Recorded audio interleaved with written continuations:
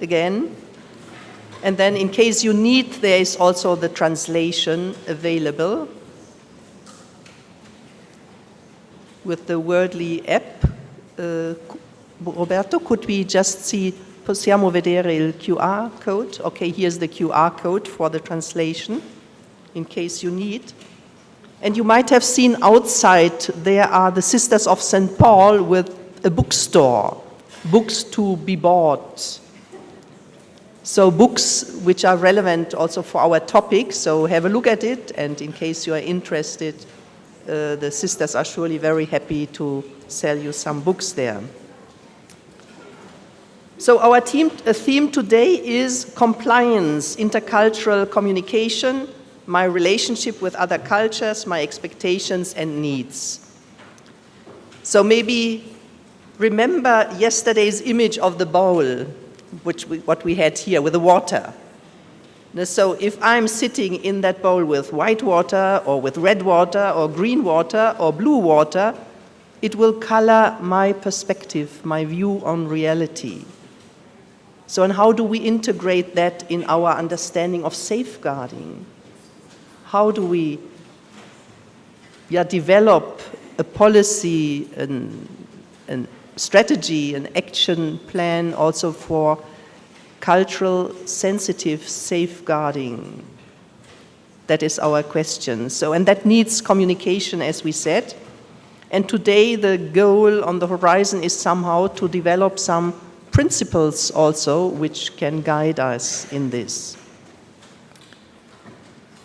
Okay, so we are starting again with a prayer, this time from Latin America.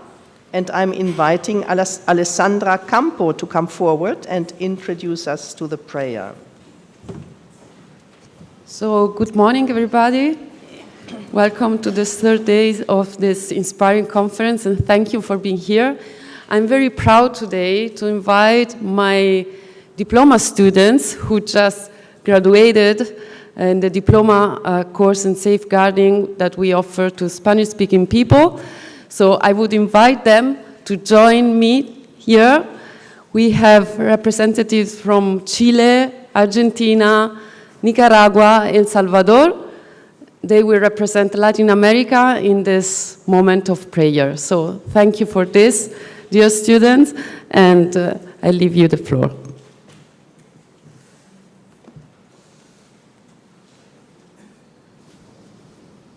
Good morning, everyone. We are going to have our prayer with 3 moments. The first one will be a moment of silence to recognize the presence of God in each one of our hearts. Second, we are going to see a video that remembers us the diversity, the multicultural environment in our countries of Latin America, different faces, different languages. But all of us, we call God our Father.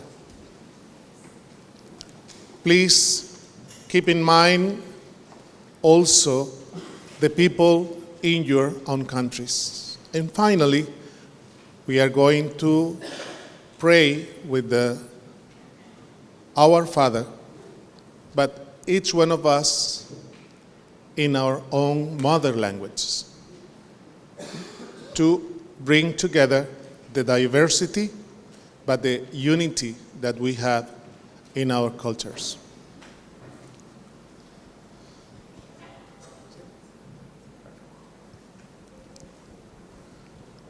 So I invite you, then we are going to start recognizing the presence of God within us, in us.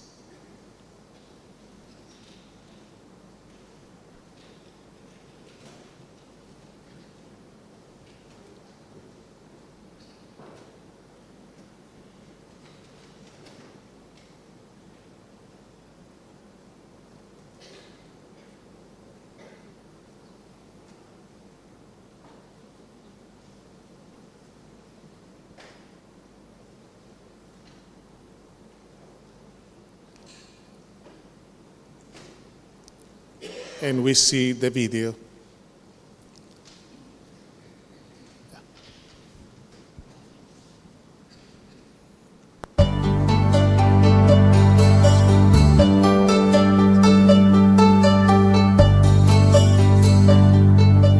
Quiero decirte, Padre Naimara, quiero nombrarte Padre Naraucano, quiero mostrarte Padre mi Otavalo, quiero darte las gracias por mi amerindia, quiero decirte fuerte que te amo en quechua. Quiero sembrar tu reino con trigo maya. Quiero darte mi vida como azteca.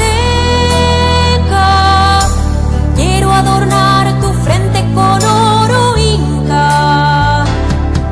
Mi Padre, en tu corazón encuentro mi sintonía, mi sintonía. Consagrar ahora mi pueblo, todo a María, todo a María.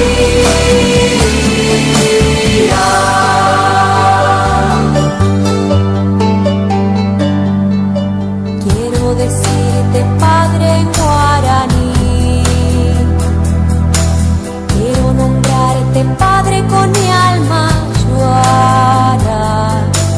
Quiero mostrarte, Padre, sierra y mares. Quiero darte las gracias por mi amerindia. Quiero decirte fuerte que te amo en quechua. Quiero sembrar tu reino contigo, maya. Quiero darte mi vida como azteca. Quiero adornar tu frente con oro inca. Mi Padre, en tu corazón encuentro mi sintonía, mi sintonía. Y puedo consagrar ahora mi pueblo, todo a María, todo a María.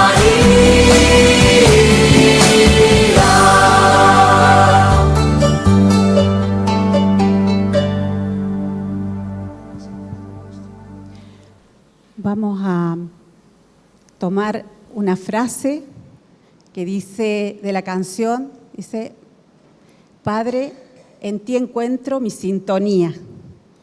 We are going to remember one of the phrases, sentences of the song. Father, in you we found our symphony. El Evangelio de hoy nos invita a sentirnos hermanos, todos hijos del mismo Padre.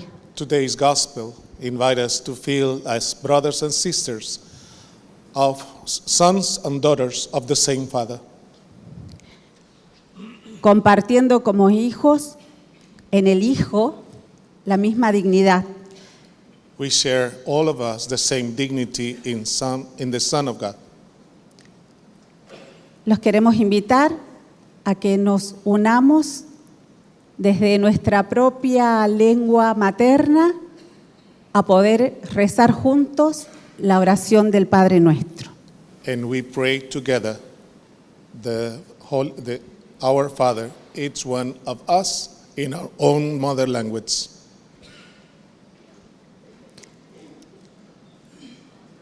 Padre nuestro que estás en el cielo, santificado sea tu nombre. Venga a nosotros tu reino. Hágase tu voluntad en la tierra como en el cielo. Danos hoy nuestro pan de cada día. Perdona nuestras ofensas, como también nosotros perdonamos a los que nos ofenden. No nos dejes caer en tentación y líbranos del mal. Amén.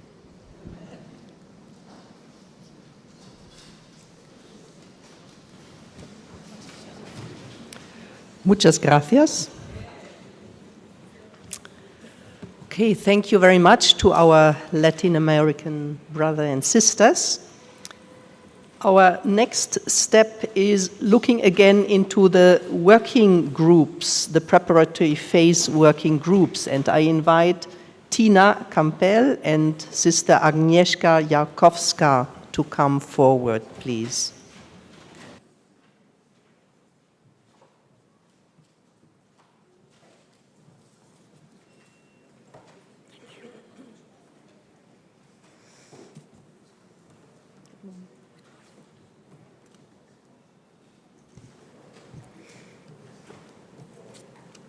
Good morning, everyone.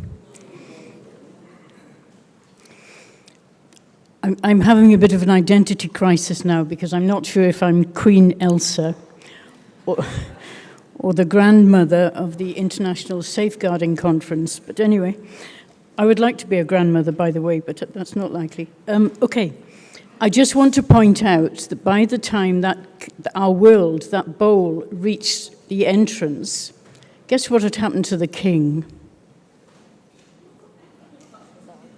He was no longer vertical, but the queen stood her ground. So, just in passing. Okay, so today we're going to look at the third session. And our theme for today, as you can see in your program, is compliance, that sense of intercultural communication. I really hope we have maybe a better understanding and translation of the word compliance than the struggles we've had with transparency and accountability, but we cannot be certain of anything. So we were asking the groups to look at their expectations, their relationship with other cultures, their expectations and their needs. Now, I realize that the 17 online preparatory phase working groups were meeting more or less within their own countries, not necessarily. And I also realize that when you're working here, you're working with very international groups, okay? So this was the third and final task, and what they were asked to do was to provide a summary of differences encountered and experienced. So they were asked, what might we include in our summary of differences? What are our expectations, fears? And then having had that discussion, to provide a short summary of differences, expectations, and strengths. So it was trying to draw together what had been learned through the process of the 3 sessions. In terms of differences, that sense of the world itself is becoming more international, and we need to learn to live with that diversity. And even yesterday, or the day before, I was talking to some of the PhD graduates about, you know, when I grew up in Wales, which is a tiny bit of Great Britain, all the priests were Irish. They came over to do missionary work. They crossed the sea to do missionary work in Wales. It was only much later, as a young adult, did we start having vocations of Welsh clergy. And now, of course, in many of our countries, what is happening is we are relying on, particularly India and Africa, to look after parishes. So that sort of whole reversal is happening. We're living in a very international context, and it's important we live with that diversity. But often, one of the points that was made is often that being different is not valued. Perspectives and actions are shaped by, this is an interesting one, by the different groups of victims we encounter, influencing how we interpret safeguarding. I think this is a very pertinent point and very important, because if we are experiencing victims who are telling us the church does not listen, the church continues to re-traumatize me, that becomes, for some, how they interpret safeguarding. If some are meeting victims who are saying the church listened, they accompanied, they are allowing me to have a voice, that can influence their interpretation of safeguarding. The next point is we risk an over-reliance on personal experience. And that's very true as well. And if personal experience is limited, that can be very defining. And this one in a post-communist conservative society, safeguarding is still often perceived with suspicion. Differences can lead to risk and are therefore important to understand. So it seems that communication is really critically important. Social norms influence how communities understand and respond to abuse. We know that very clearly. The cultural understanding of safeguarding in parts of Africa are shaped by communal values, traditional structures, and socio-economic realities. And that's come up a few times already in this conference.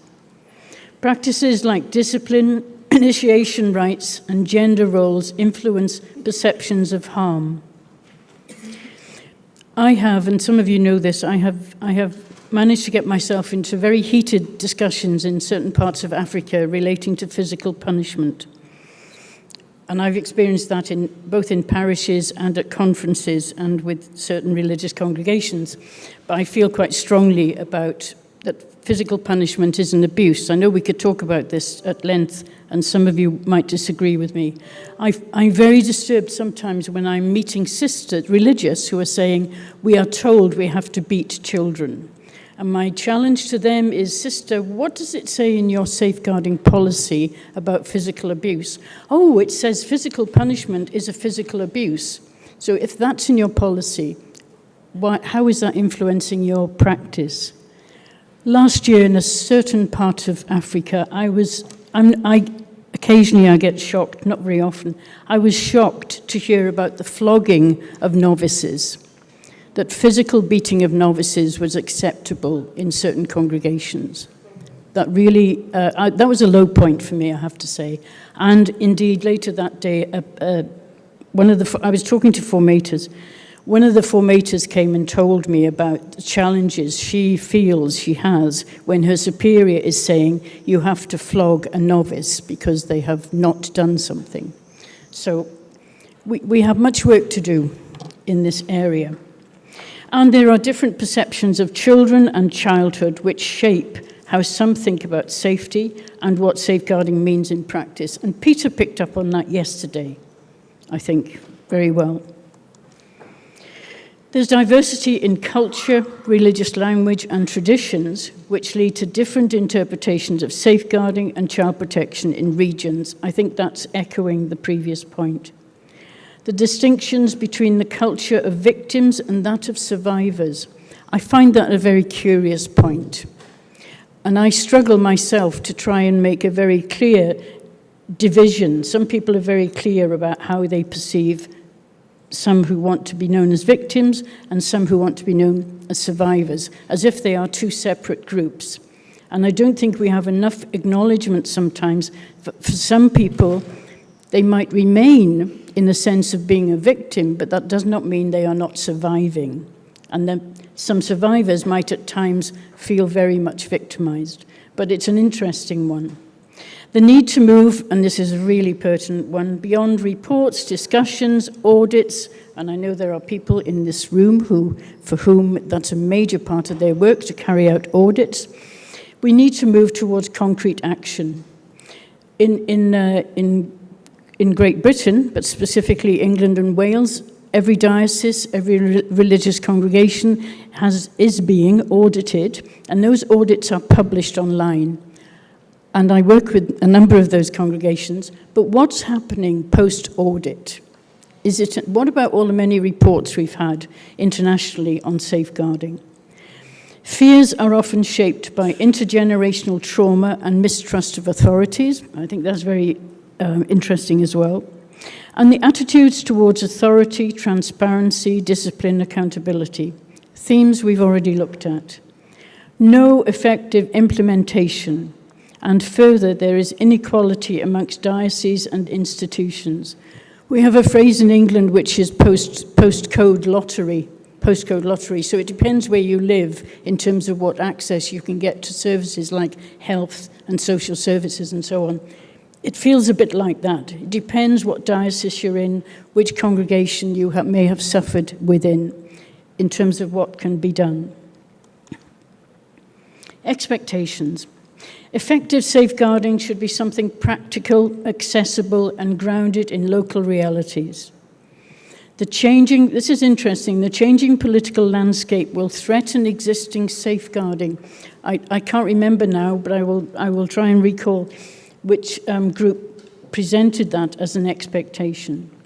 But it's an interesting point. Strong safeguarding efforts become a foundation for safety and accountability, helping children to understand what feeling safe means and how to talk to someone they trust.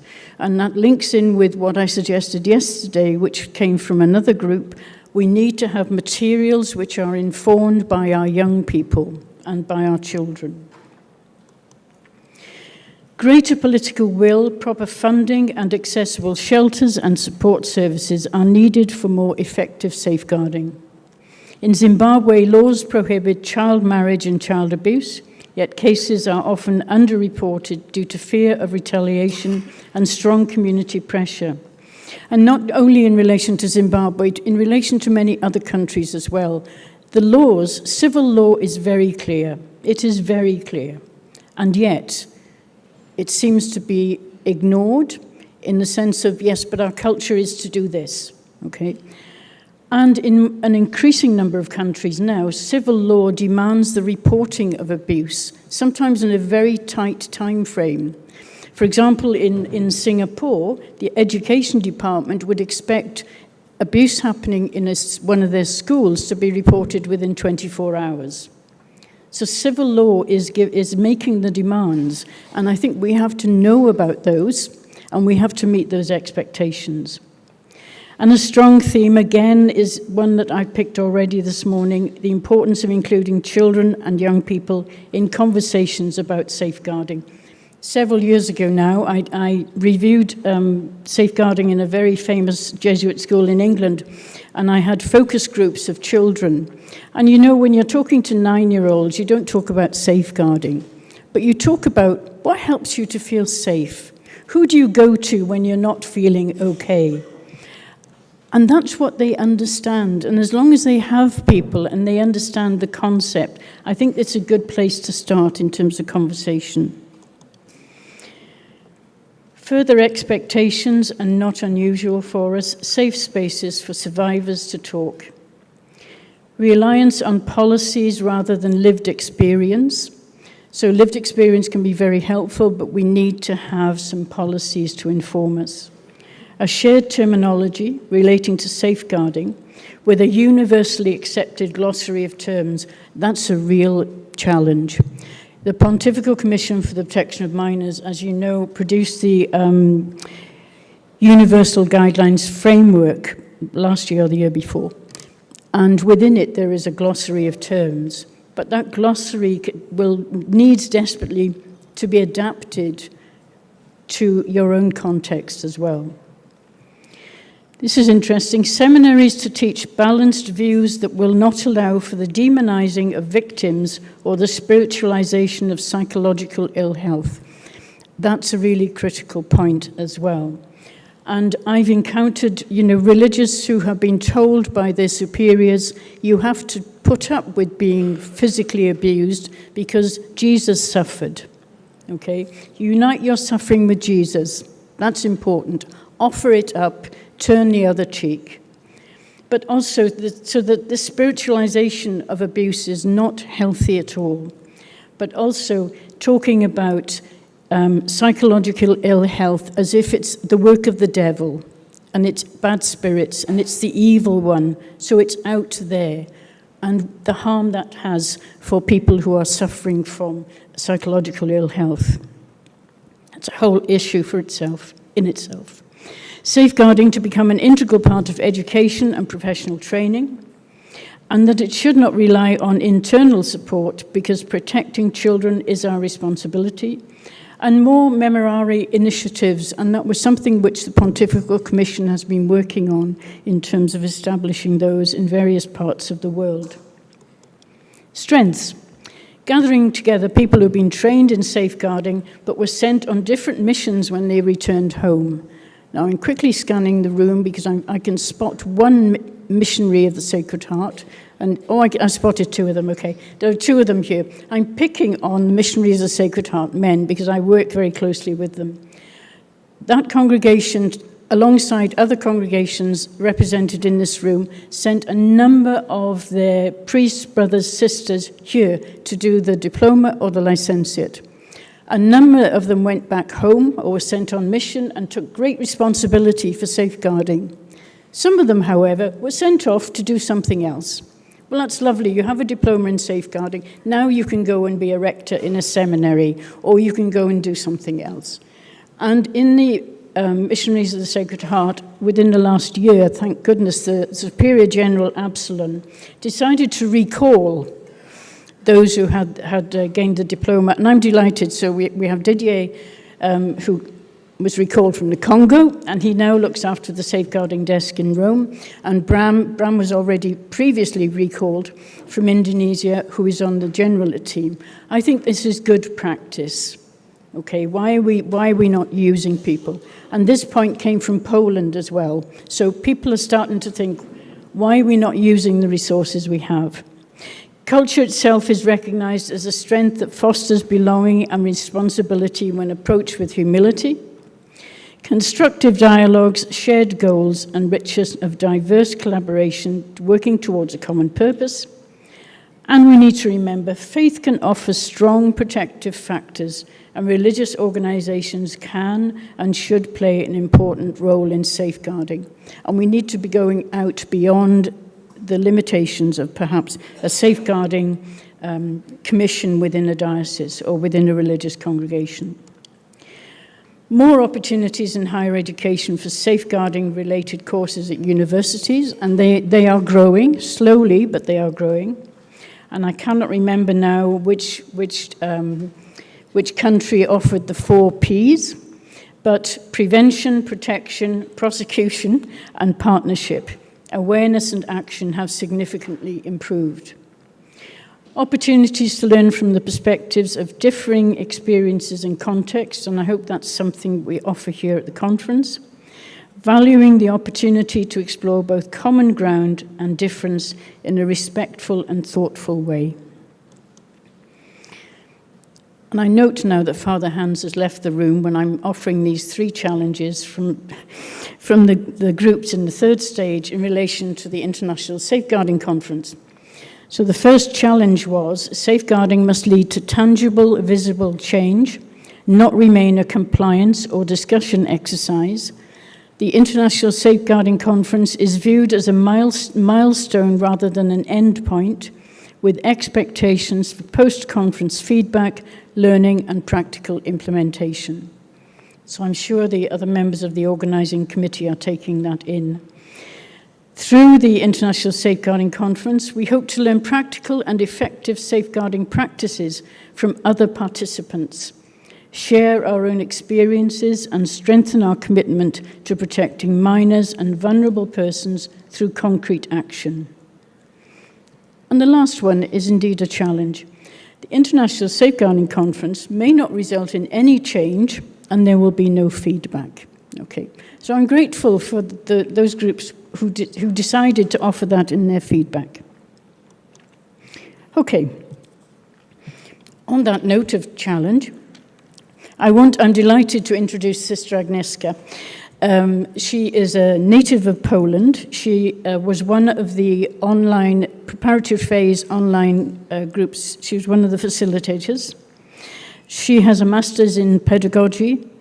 She has expertise and experience in domestic abuse, attachment disorder, aggression replacement. She is a diploma graduate of it was the CP then, but the IADC. And she has pursued postgraduate studies in psychotraumatology.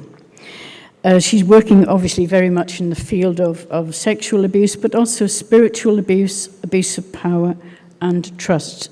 She's going to talk about images, because we did ask every group to think about images, and some did produce some very beautiful images, but that's going to be her focus, so I will leave the floor to her. Thank you.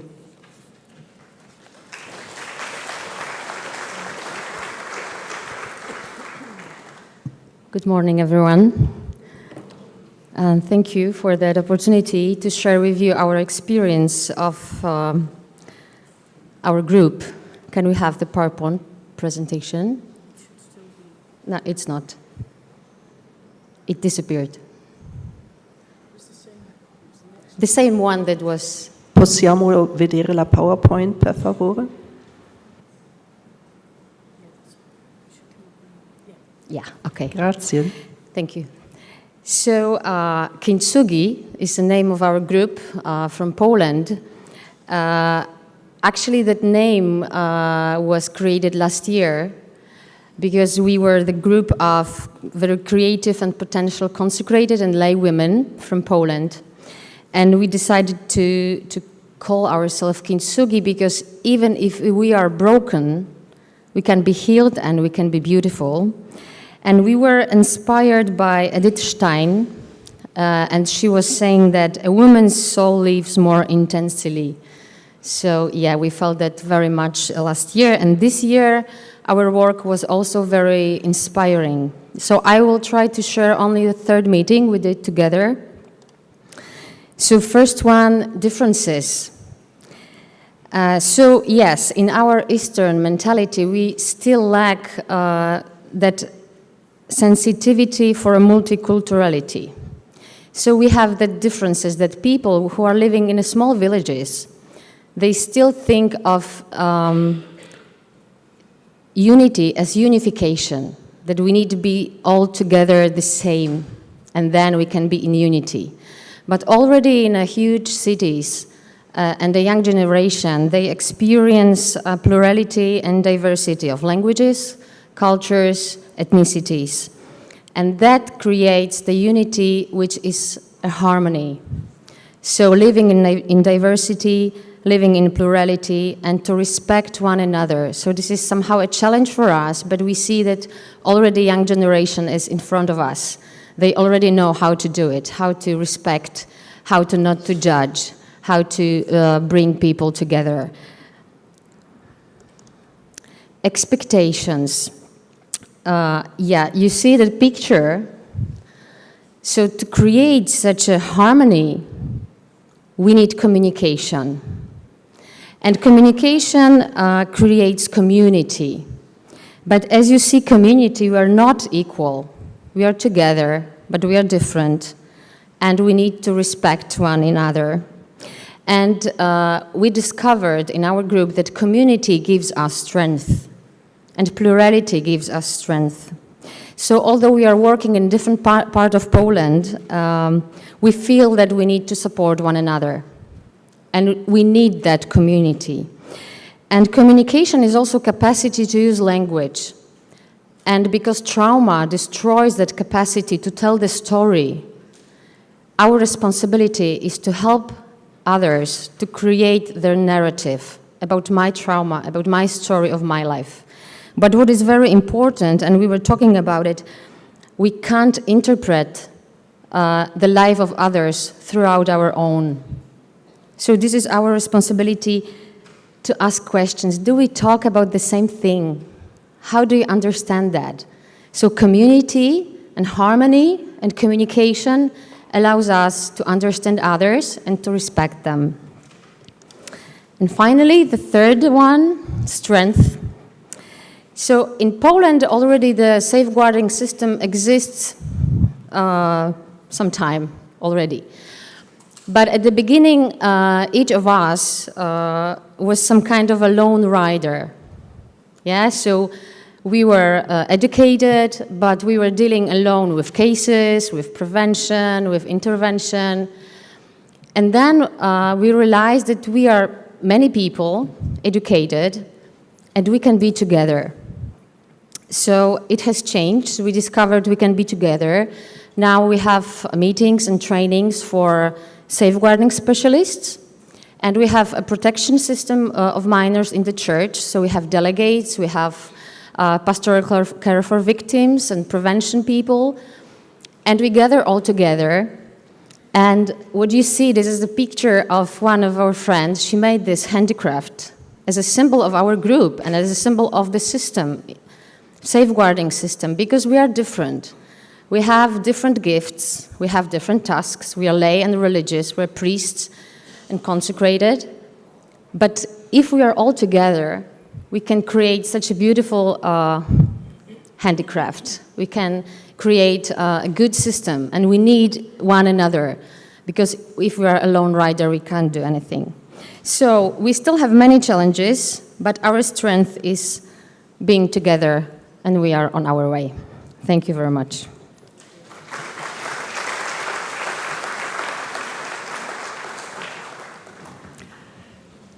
Thank you very much, Tina and Sister Agnieszka, for sharing with us the insights and wisdom of the working groups, and especially also of the Polish working group. Okay, we are coming now to one of our main parts and highlights of today. I'm very happy and honored to introduce to you Sister José Ngangula from the Democratic Republic of Congo. Sister José, please come forward. She is a sister of St. Andrew, a theologian in Congo, and holds a doctorate in theology from the Catholic University of Lyon. She is professor of theology at the Catholic University of Congo and at the major seminary in Kinshasa, and a visiting professor at the Ecumenical Institute Al-Mowafqa in Rabat. Her research focuses on African theologies, Christian lexicology, and translation in African languages, religious violence, and ecumenical and interreligious dialogue. You see already quite a broad picture. She currently serves as director of the Observatory on Violence and Religious Extremism and is a member of the International Theological Commission. Okay, most welcome, Sister José. Thank you very much. Good morning, everybody. I'm very happy to be here with you, and I thank you to have invited me. I have been asked to speak about good practices, and I will present these good practices in a form of a charter. A charter because I propose us to listen to good practices as appeals of commitment for us, for me, for each of us. That is why I have presented it as a charter.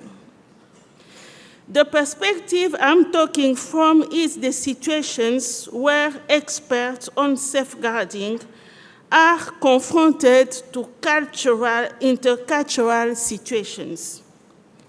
Since Tuesday here, it has been stressed that the complexity of interactions between diverse human culture as well as diverse levels of culture in the same area strongly appeals for intercultural approach.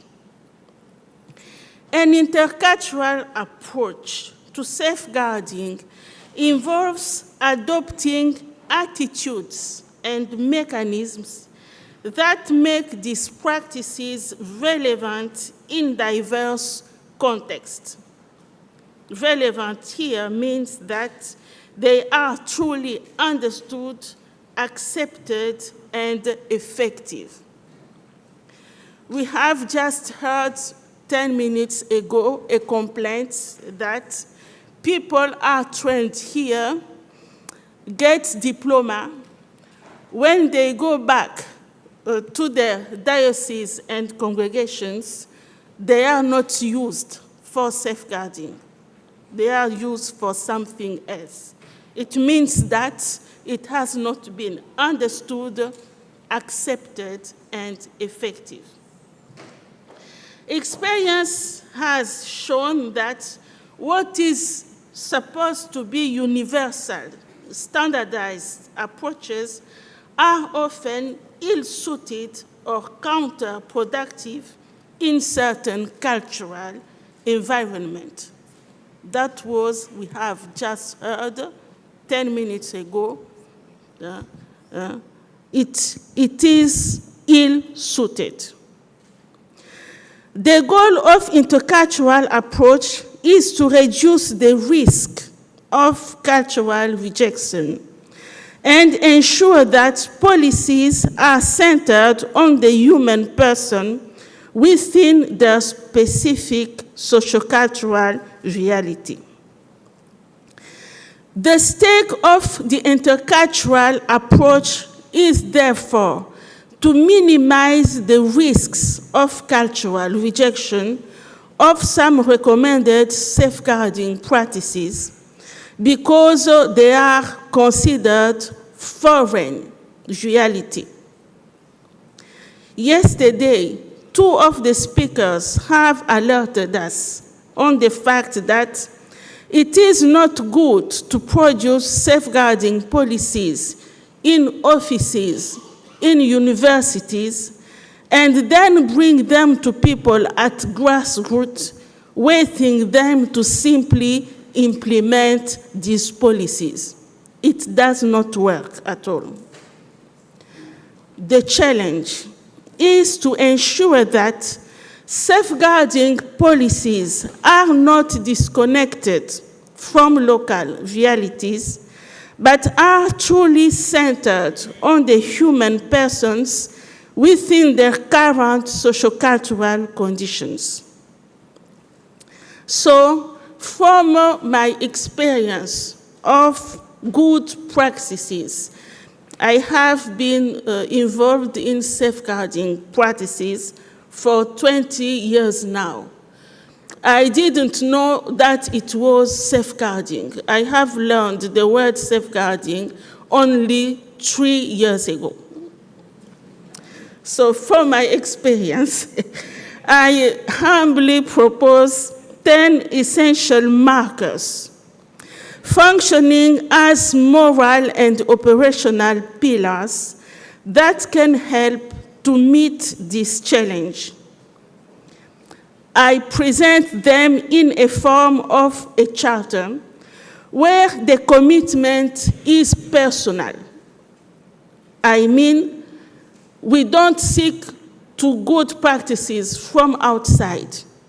We enter in these good practices and we decide personally, with liberty, I will do it personally. I will not delegate someone else to do it for me. First marker, I'm an African, so I can't do reflection without proverbs. That is my pedagogy. So you will learn some proverbs from Africa.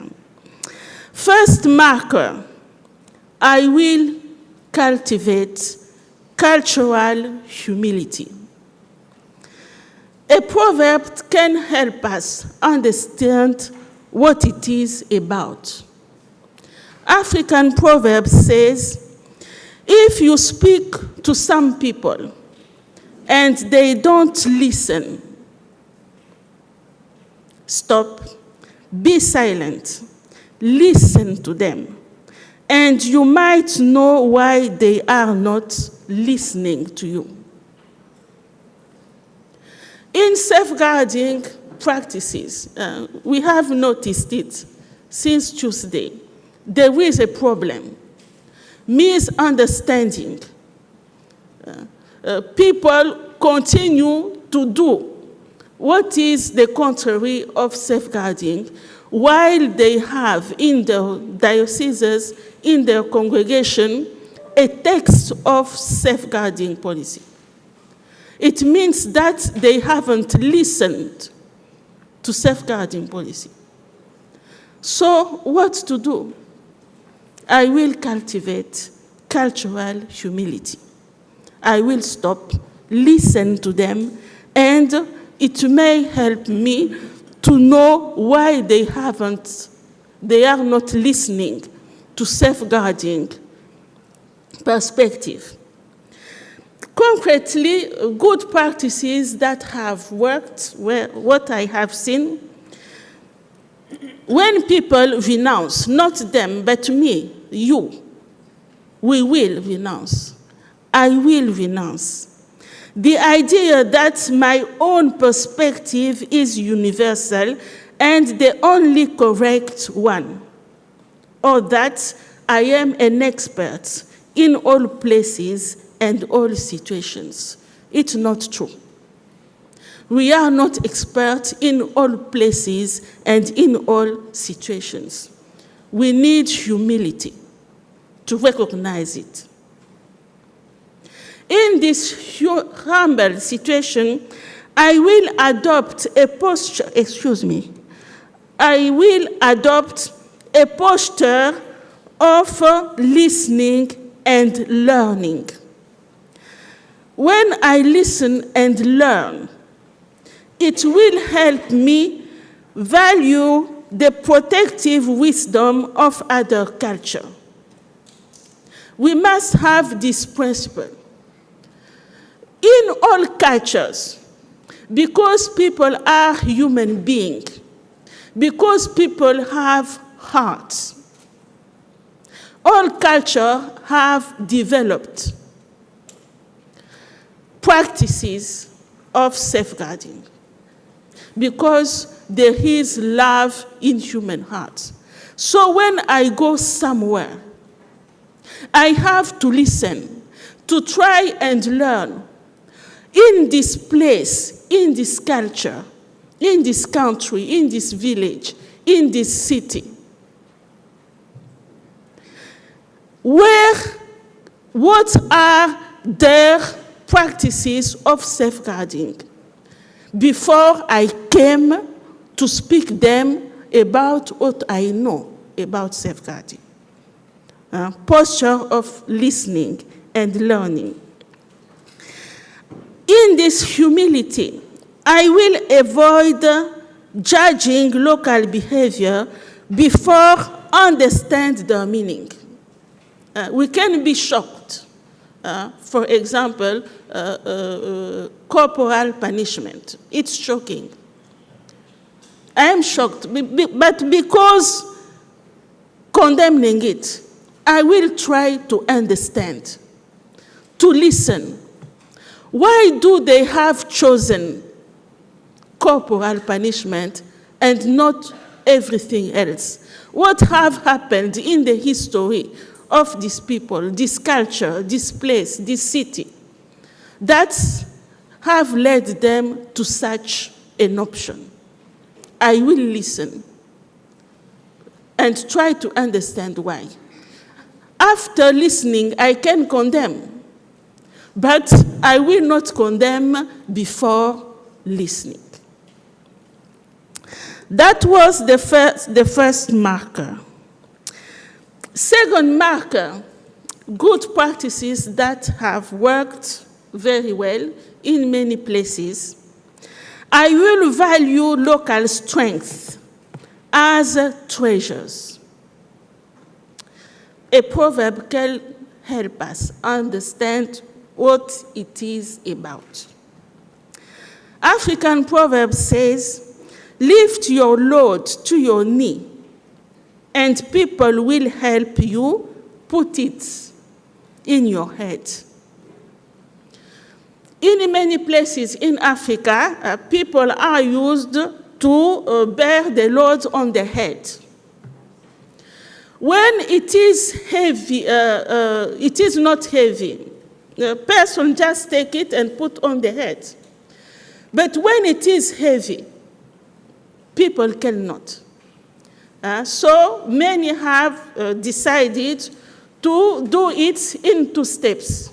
First steps, I put it on the knee, and second step, I put it on the head. Safeguarding is heavy thing, very heavy. We have listened to it, we have experienced it, and we have, just 10 minutes ago, we have seen it. It's heavy. Because it's heavy, the wisdom says, do not directly put it in your head. You will collapse. I will not directly put it in my head. I will collapse. I will put it first step on my knee, because I have diploma, I have competence, but I will rely on local people to help me as second step to put it on my head, and it will work. In intercultural approach, it means that wherever I go, as a place or as a group of people, even in my culture, my own culture, I will collaborate with existing community protection systems. Wherever there are people, there are dangers. And wherever there are dangers, communities have developed protective mechanisms, protective tools, and protective leaders. When we go somewhere, as a safeguarding practitioner, we will not impose to this community, to this group, our organization. Those who have tried to do it, it didn't work. Those who have tried to collaborate with existing community protection systems, it can be some traditional leaders. For example, we have spoken about corporal punishment. I remember in a village, we went there for a session on safeguarding, and we didn't tell them beating children is not good. We didn't speak. We didn't tell it. We just did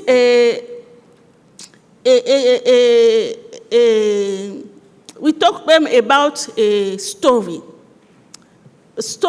about a chief who were arrested by the police and beaten publicly. Here we saw, I think it was in a nation country where beaten children are put on internet. So, storytelling. An adult arrested by the police, beaten publicly, and we didn't finish our story. One of the elders of the village stood up, it said, it is not admissible. We can't accept it. And you say, why can't we accept it? Beating a human being is a great sin. It's a great sin. Yes, it's not good to beat a human being. So it opened the way to speak about children. Are your children human beings? Yes, they are human beings, fully human beings.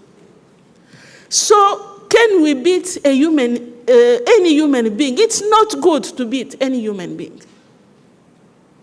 And we did the conversation, and this chief of the village decided that in his village, nobody will have again the right to beat a child.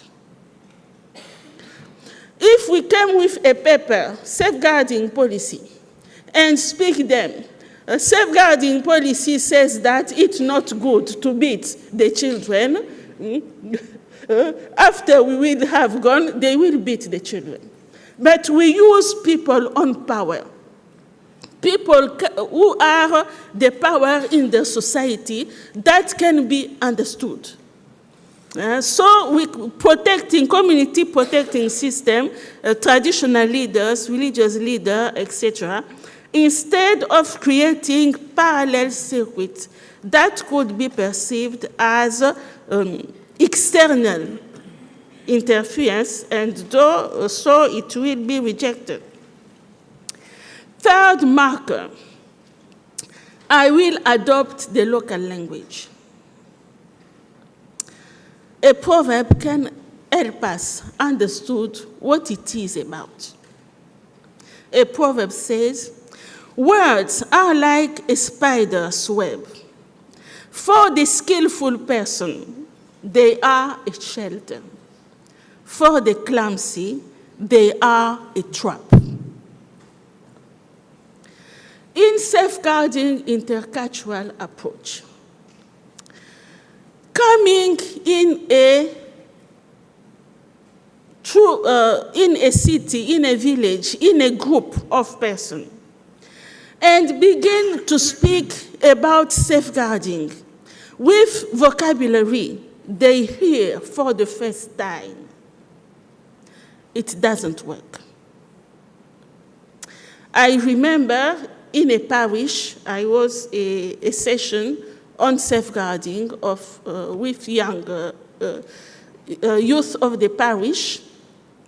The title was Abuse, because I wanted to comment a text of Pope Francis on abuse. So I begin to ask them, abuse, have you heard about this word? What is the meaning? There were about 50. All of them gave one definition. Abuse is the bad things priests are doing to children in Europe. So it's in Europe, it's not among us. It's about priests. I am not concerned. It's outside our situation. So when we use technical words, when we use new words, people do not understand. It's a trap for them. So in intercultural approach to safeguarding, we will adopt the local language by translating and adapt safeguarding concepts into local languages. If we do not succeed to translate in local languages, the message will not pass.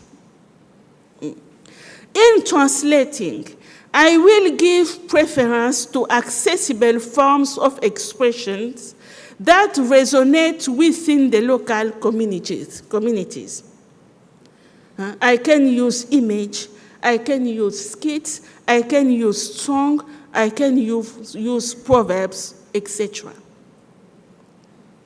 And I will avoid abstract legal terms. For example, in a religious congregation, for many years, I have talked about sexual abuse on sister using the vocabulary sexual abuse. And I noticed that people, sisters, do not, we speak about it, people, it's okay. And after that, when there is a case of sexual abuse, the superior refuses to report the case. So I said that there is something wrong about my approach. And I changed the approach. I used the approach of storytelling. And for about 5 years now, when I went in religious community of sister, I begin with 2 stories in the Bible. The first story is the rape of Agar, the rape of Agar, a girl of David. She was raped by her brother. So I begin just to read the Bible and tell the story. And when sister hear the story, you see people beginning to cry. When sister begin to cry, and we ask, what is the problem? Why are you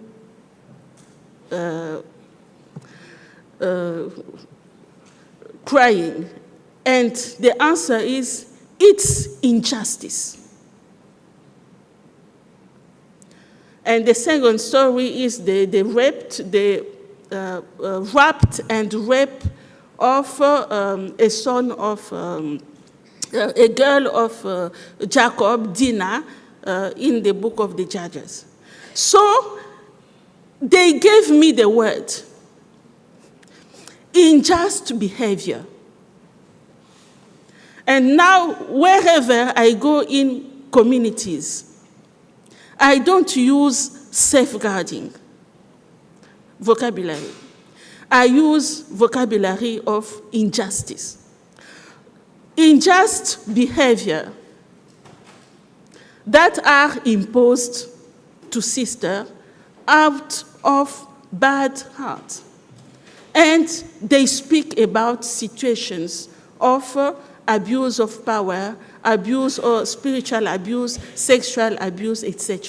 in schools. When I go in schools, when I use the vocabulary abuse, they don't. It's something out them. But in one discussion, I discover their vocabulary. Their vocabulary was dirty behavior. A behavior that is dirty. And when you begin to speak about dirty behavior, that will give you all the abuse. Spiritual abuse, abuse of power, etc. So it's the question of language is crucial. We have to adopt local language of the people, of the category of people, etc.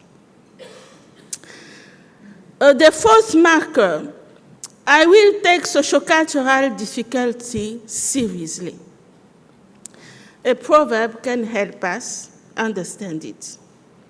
The child who is on the back does not fear the rain. The child who is on the back. In Africa, mothers are used to bear the child on the back. Here in Europe, I have seen that now you have fathers who bear the baby on the front. So it can be on the back, it can be on the front. You bear the child for the security of the child because of vulnerability. In intercultural approach, wherever we go, we must have these reflex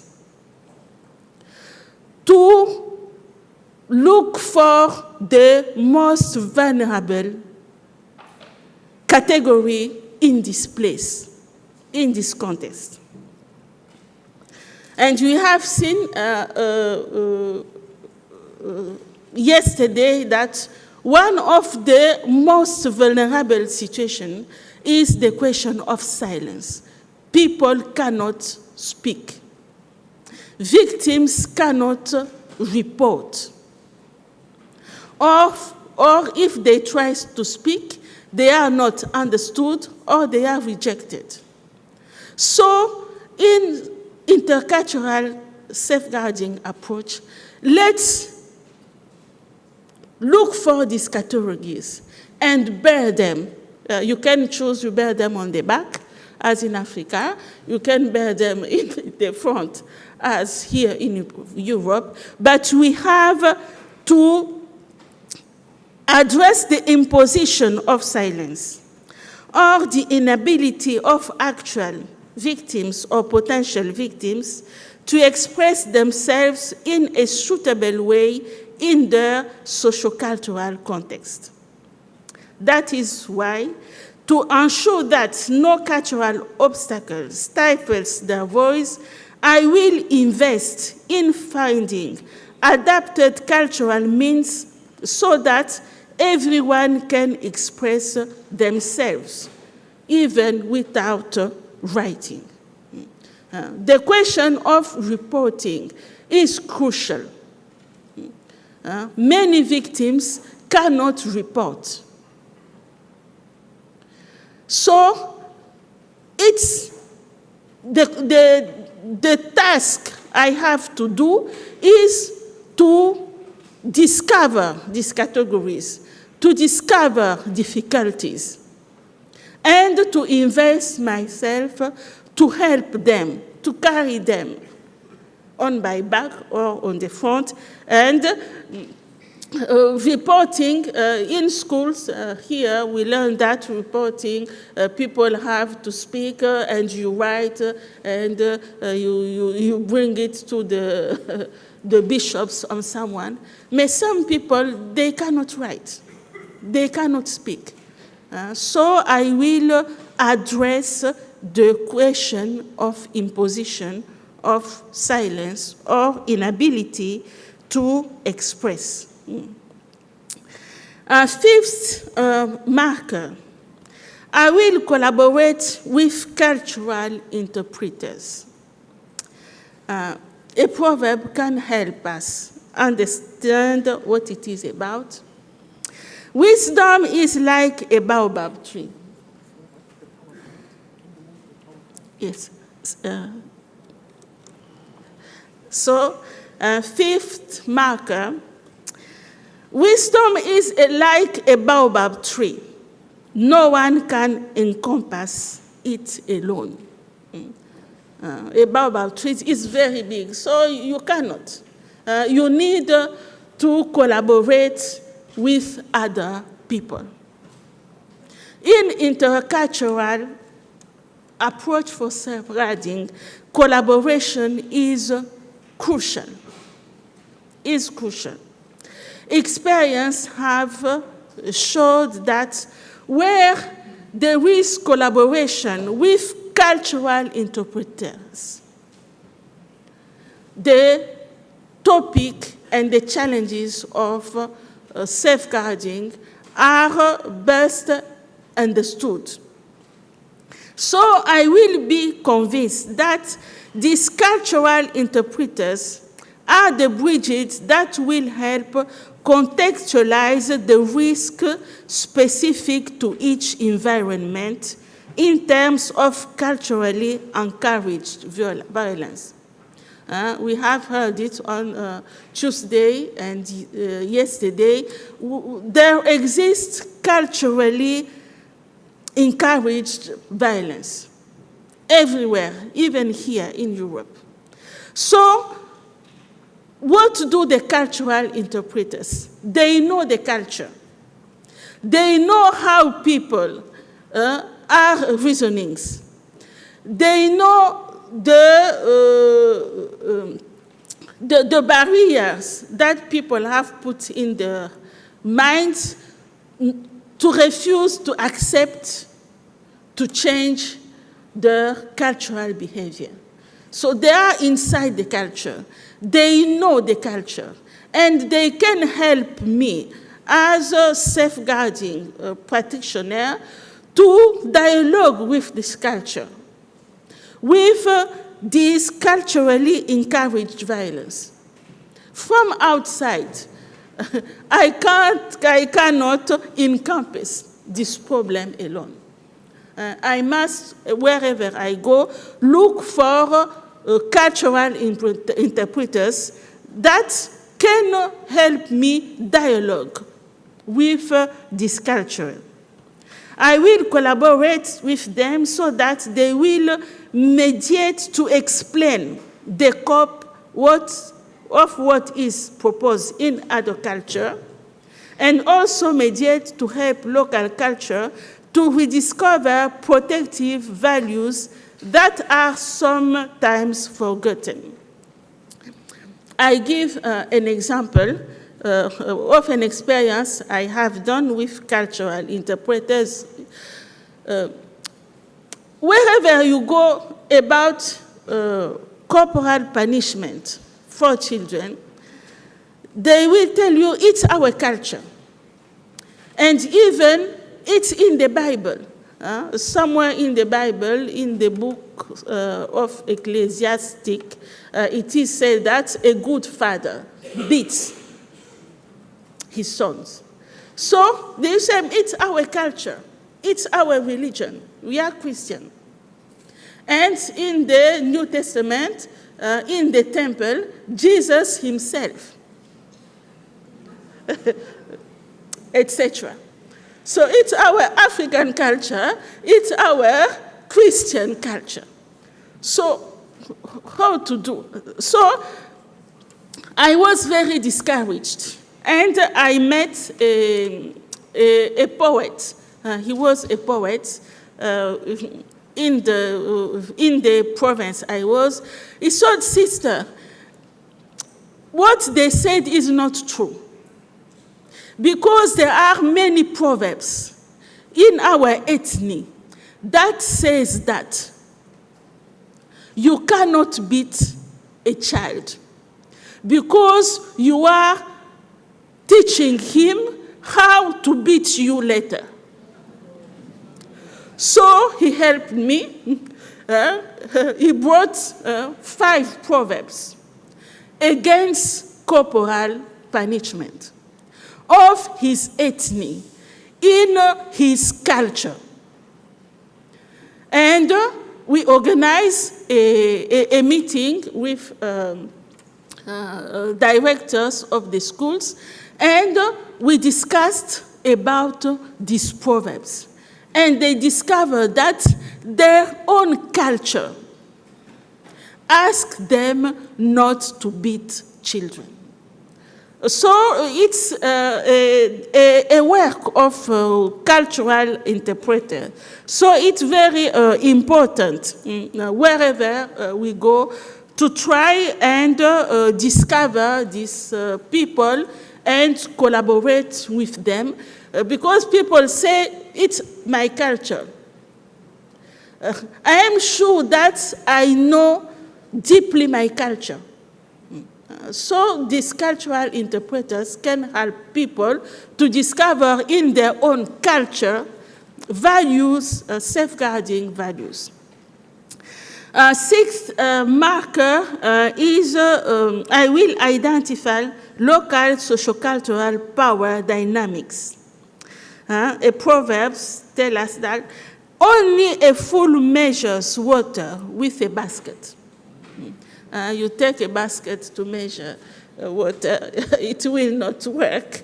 So if we neglect some sociocultural power dynamics, the safeguarding practice and policies will not work at all. It means I will copy this good practice that identify the different social figures of authority, traditional and leaders, religious leaders, but also opinion leaders among youth and women. Today we have people who have great power on the groups. They are not political authority, they are not traditional authority. Mostly among youth and women, we have other kinds of authority. To identify this authority and to work with them, because they have the power to be heard, so the power to convince people about safeguarding matters. So we will, I will, you will, make our best to understand the positive or negative roles regarding local safeguarding practices. They can have positive role, they can have negative role. It is important to identify them and then to work with those who have a positive role in order to proceed with discernment and wisdom in this approach of diversity of culture. Seventh marker, I will ensure the involvement of all social categories. A proverb says that the sun that shines does not ignore a village just because it is small. We are everywhere in our countries, in our cultures. There are everywhere categories of people that are neglected in the society. So, in the safeguarding policy, it is important to organize things so that all categories are involved as actors in the development, popularization, and implementation of local safeguarding policies. When we have safeguarding policies written and signed by bishops, major superior, in our dioceses, in our communities, we think it's the matter. It's not my matter. So those people will take the text and store them somewhere, and safeguarding policy will not be implemented in religious communities, in dioceses, in schools, etc. So, for implementation of local safeguarding, it is important to work with the category of potential victims or actual victims, and as well of their defenders. In all society, we have people who are shocked about abuse and who have the reflect, spontaneous reflect to secure the potential or actual victims. So we have to include them in our safeguarding practices and policies. Otherwise, it will be text stored in the archives of our church. Eighth marker, I will approach taboos with tact. We have heard that, I think on Tuesday, the question of taboo. Because of taboos, people do not report, people do not denounce, even victims and survivors are forced to silence because it's a taboo. We can't speak about it in our culture or in our religious congregation. So the question of a taboo is very serious. A proverb says that an egg does not dance with a stone. So if you are egg and we began to dance with a stone, you know what will certainly happen. So in safeguarding practices, we are eggs. When we go in other cultures, we are like eggs. We are fragiles, even if we have the knowledge. In our minds, we are fragile because we are not of this culture. So the question of these taboos that shocked us, we must approach them with tact. With tact.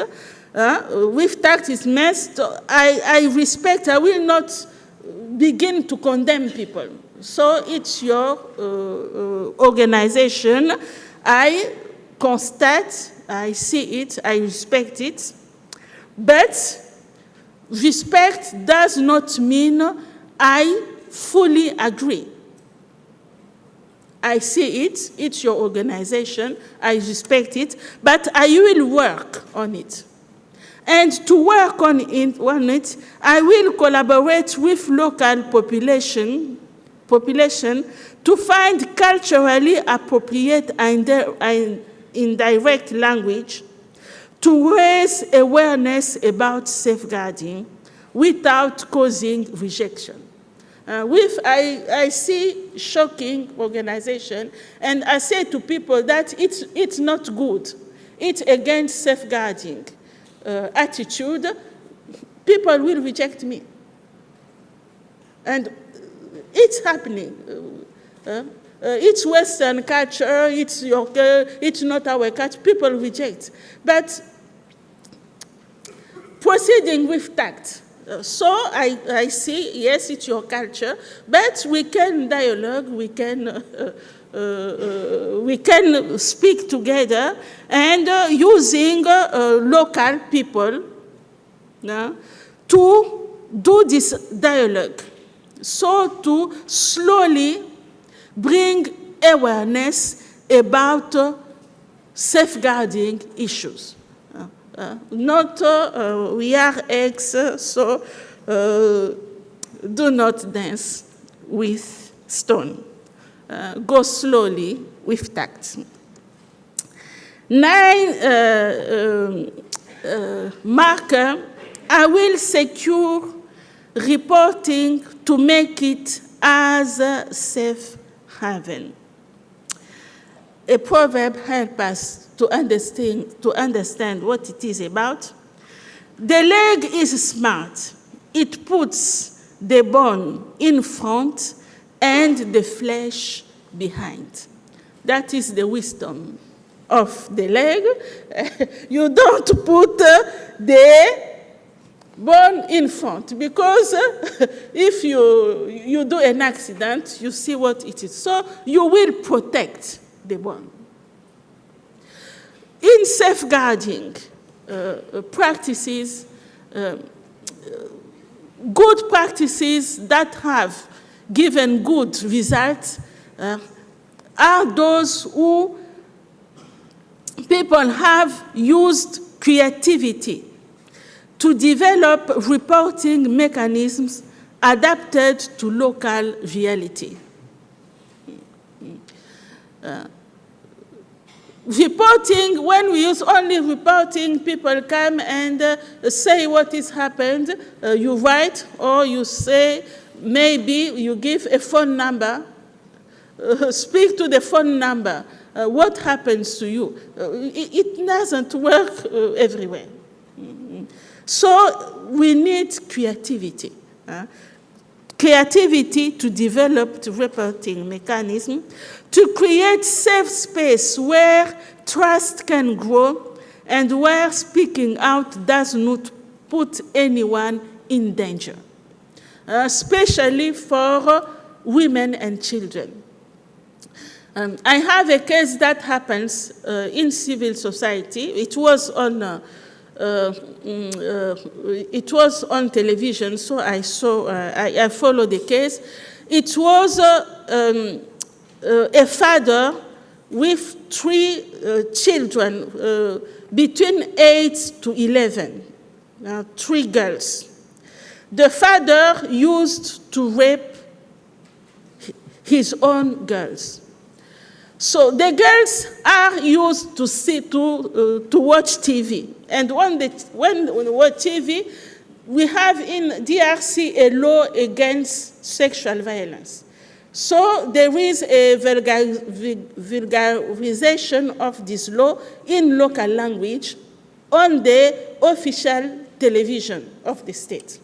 So these girls saw it, and they discovered that if you are a victim, you can go to the police and report it. So the 3 girls went together to the nearest police and report what happened.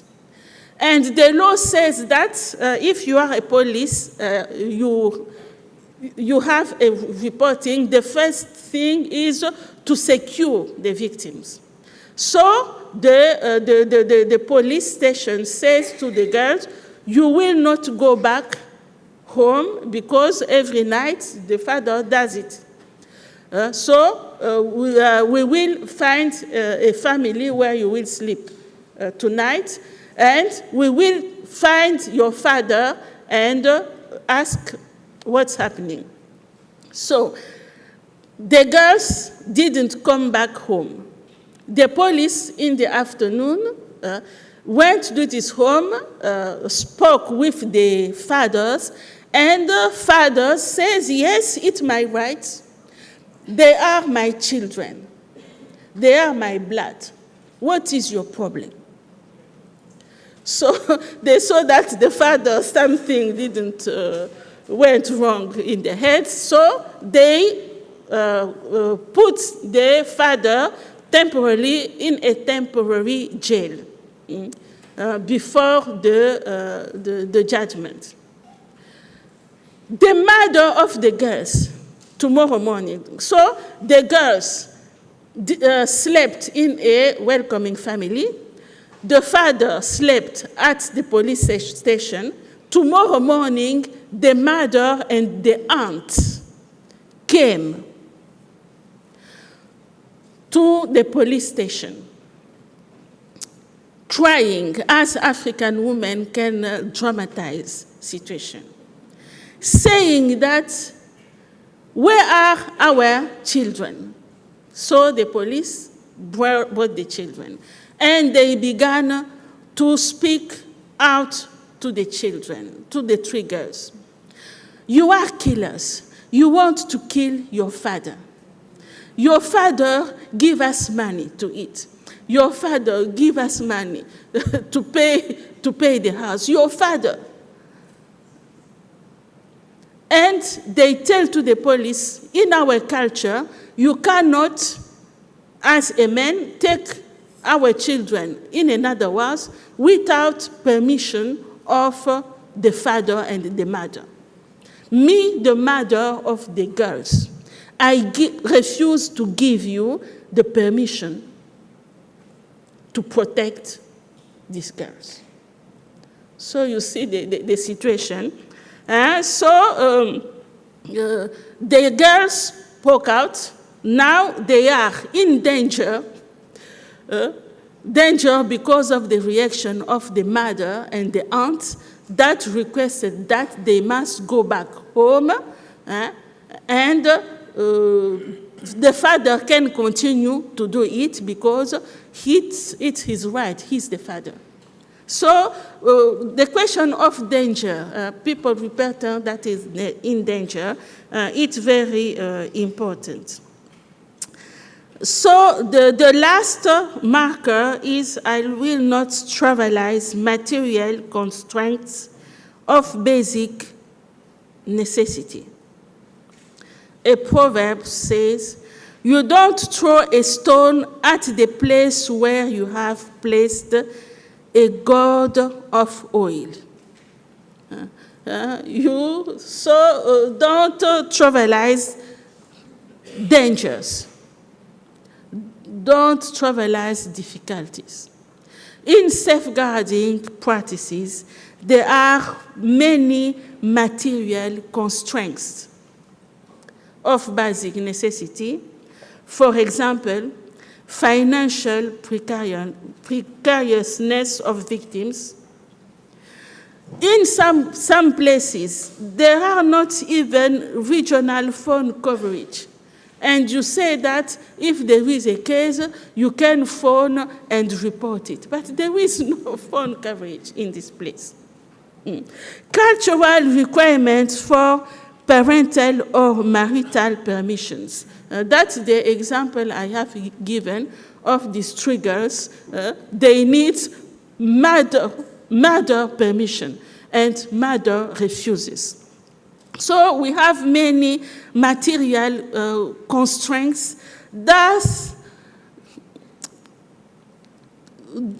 make that Victims, even if they want to speak, even if they want to denounce, they cannot do it. So we are invited to recognize it and to integrate it in our safeguarding practices.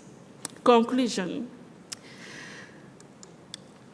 This charter is not a list of frozen rules, but a path of fraternity.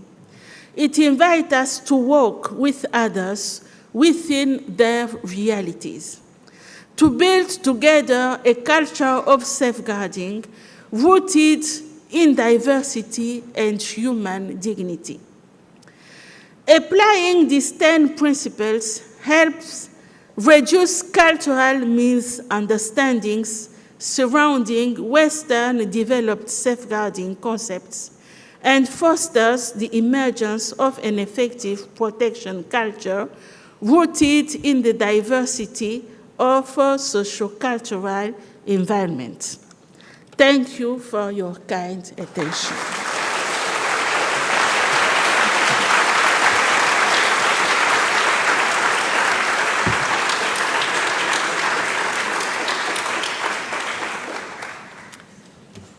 Thank you very much, Sister José, for unpacking for us the deep wisdom of African proverbs and what they can tell us about cultural sensitive safeguarding and developing some side poles, or as you call it, a charter that can guide us on the way. Okay, now is the time for some questions. Okay, please be short, precise, and very clear.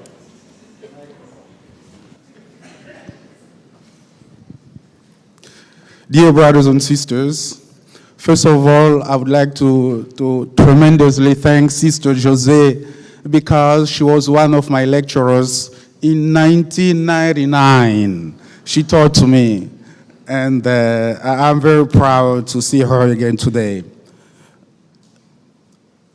I concur with Sister when she said that when you go to a new place, I take the case of myself being a missionary priest. You go to a place, the first thing, just to learn the language and to try to integrate yourself in the society, in the local society.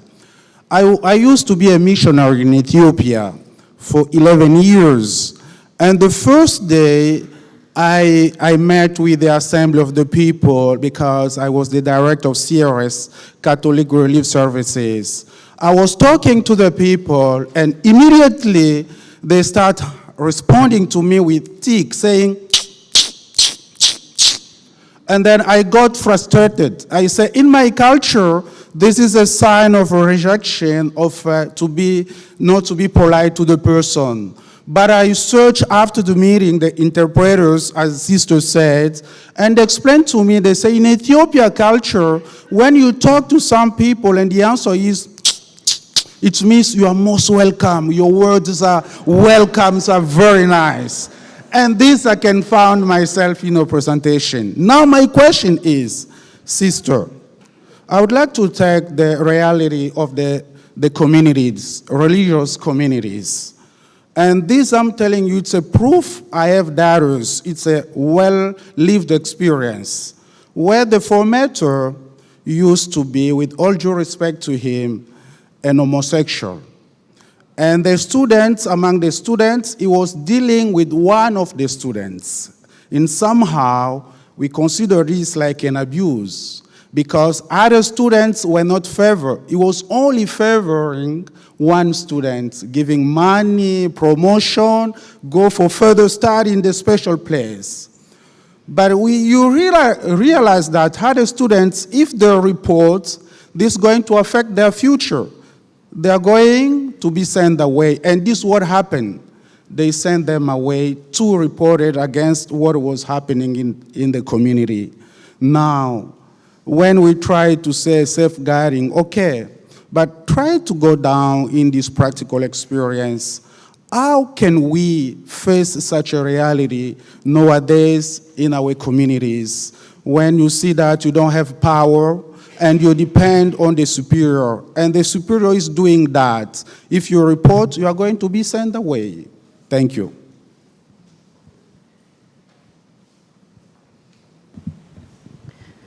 Thank you, Father. It's a very common situation, not only for formators who have homosexual tendency, but all the formators. Abuse of power. As formatter,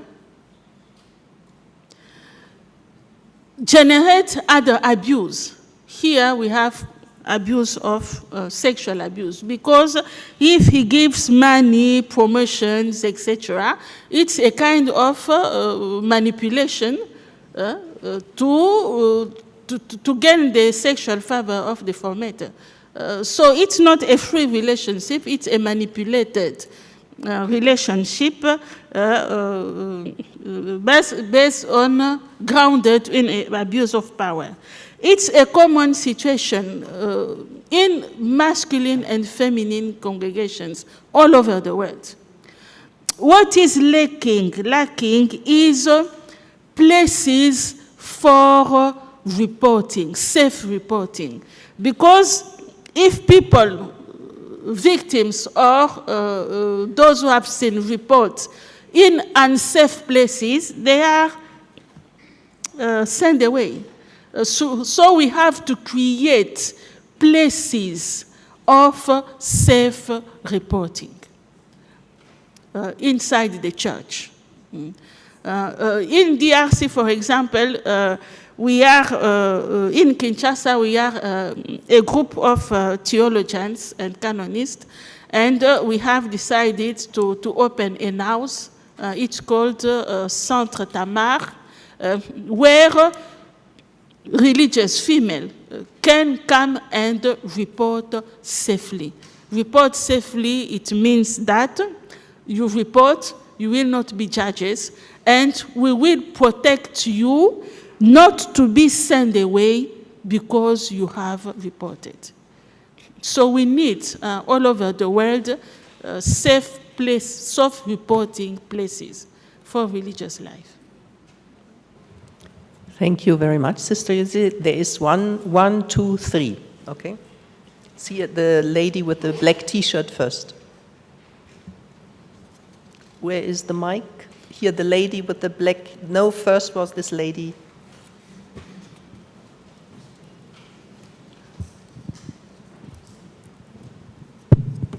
Okay, thank you very much, Sister Jose. Thank you very much for this enlightening presentation. I was taking so much away from this. My name is Katrina. I'm the safeguarding officer at Miserio, a German development organization under the German Bishops' Conference. And due to our requirements to the back donors, also the German Bishops' Conference, all our partner organizations have to have a safeguarding policy. Now, if I show your presentation to my colleagues, the project officers, they probably say, see, Katrina, I told you. It's not culturally appropriate to ask for a safeguarding policy because that's a colonial tool, and we should not burden the partner organizations with a safeguarding policy. This is not culturally what they maybe can use in practical life. So I have my personal answer, but if you're in contact with my colleagues, what would you answer? Yes, it's a common reaction to say that mostly from organization, Miserio, Michaud, and when they said that we ask you to have a safeguarding policy, people react that they will not tell you frontally, but they say it's colonialism, new form of colonialism, it's Western problems they want to impose us.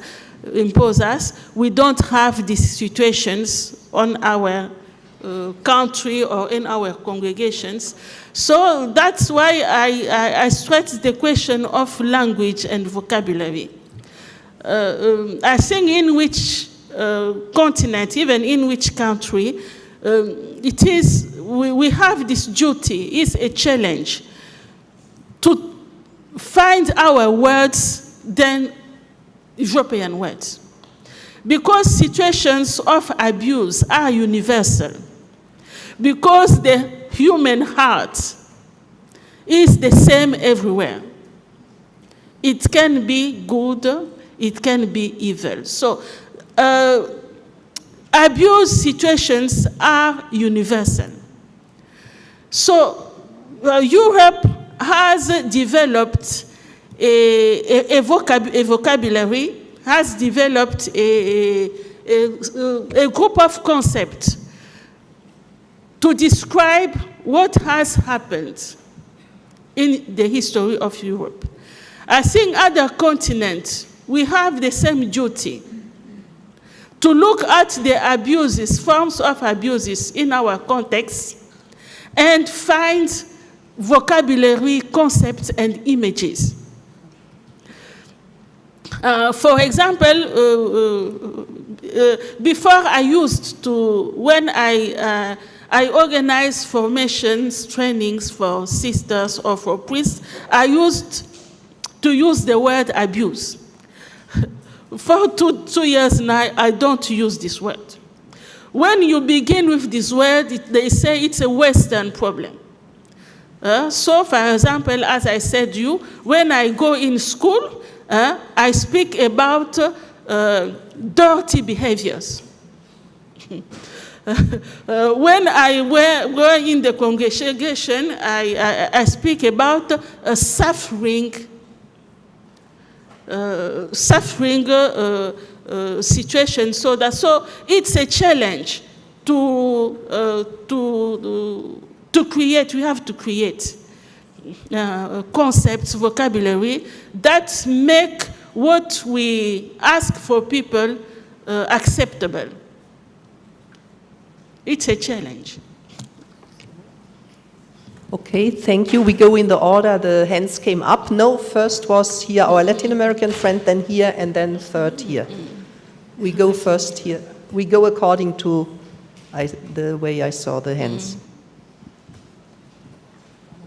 Thank you very much. I have enjoyed a lot your presentation, and I appreciate your anecdotes and the proverbs you have shared with us.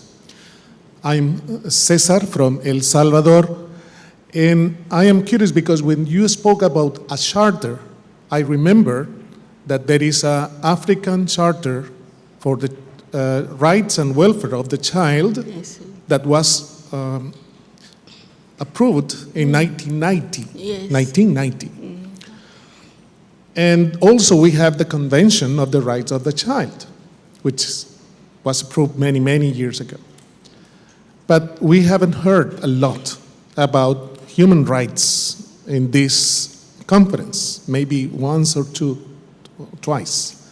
How a human rights approach can improve our safeguarding systems in order to make culturally more acceptable, since human rights is a common language that we have in practically all the countries of our world. Thank you. Thank you.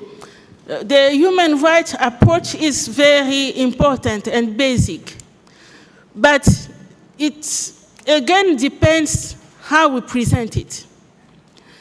For example, in Central Africa, when you go off with the UNA Charter of Human Rights, people don't accept. They say it's Western. It's their matters. It's not ours. That is why the African Union decided to do an African chart. When you go with an African chart, they listen. Because the African chart says, in our cultures, it's basic, it's important, but there is one difficulty for Christians and Muslims, because there is a danger of bad interpretations of the Bible.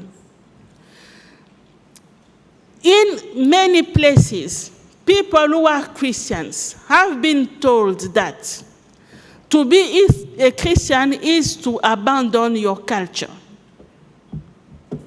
So you come with an African charter that says that in our culture, we are called to protect children. They will say, we are not concerned. What the Bible is saying, we will listen only to what the Bible is saying. So with the Bible, we have a serious problem of interpretation. In the Bible, you have verses that says that you can beat children. And you have also Jesus who says that don't scandalize children. So depending on good heart or bad heart, people will use the verses that says beat and said, yes, God had said you have to beat your child. If you have a good heart, you will say, Jesus has said, do not harm the children. So in Christianity, and the same in Islam with Quran, we have the problem of interpretations. But both Christians and Muslims are this temptation to say that UN Charter of Human Rights and African Charter of the Rights of Children are pagan. We only follow what God says. And what God says is contradictory in the Bible and in the Quran. Thank you. We go now to the lady at the back, and then we come to you. Yes.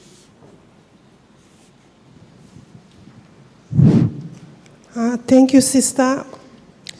I come from Papua New Guinea in the Pacific, and I truly resonate with your presentation. I appreciate what you have presented. It speaks to me a lot, but my question was just answered. I was concerned about when we talk about disciplining children in a culture where we do smack children, beat children, with the intent of love to correct and discipline, as per what the Bible has asked us and our culture. So where does that interfere or go against safeguarding? But you've answered it's in terms of how we interpret. So my question, as I said, has already been answered. It is in the process of disciplining, in the process of correcting, as per the Bible. There are certain cultures like myself, we resort to smacking to help the child. Now, how does that go against safeguarding? Yes, madam, it goes about safeguarding, because safeguarding is about suffering of people. Abuse is abuse because people's victims suffer. So when we introduce safeguarding topic from the starting point of suffering, people understand what it is about. When you beat your own child, the child suffers. What do you gain from the suffering of your own child? When we ask this question, parents understand.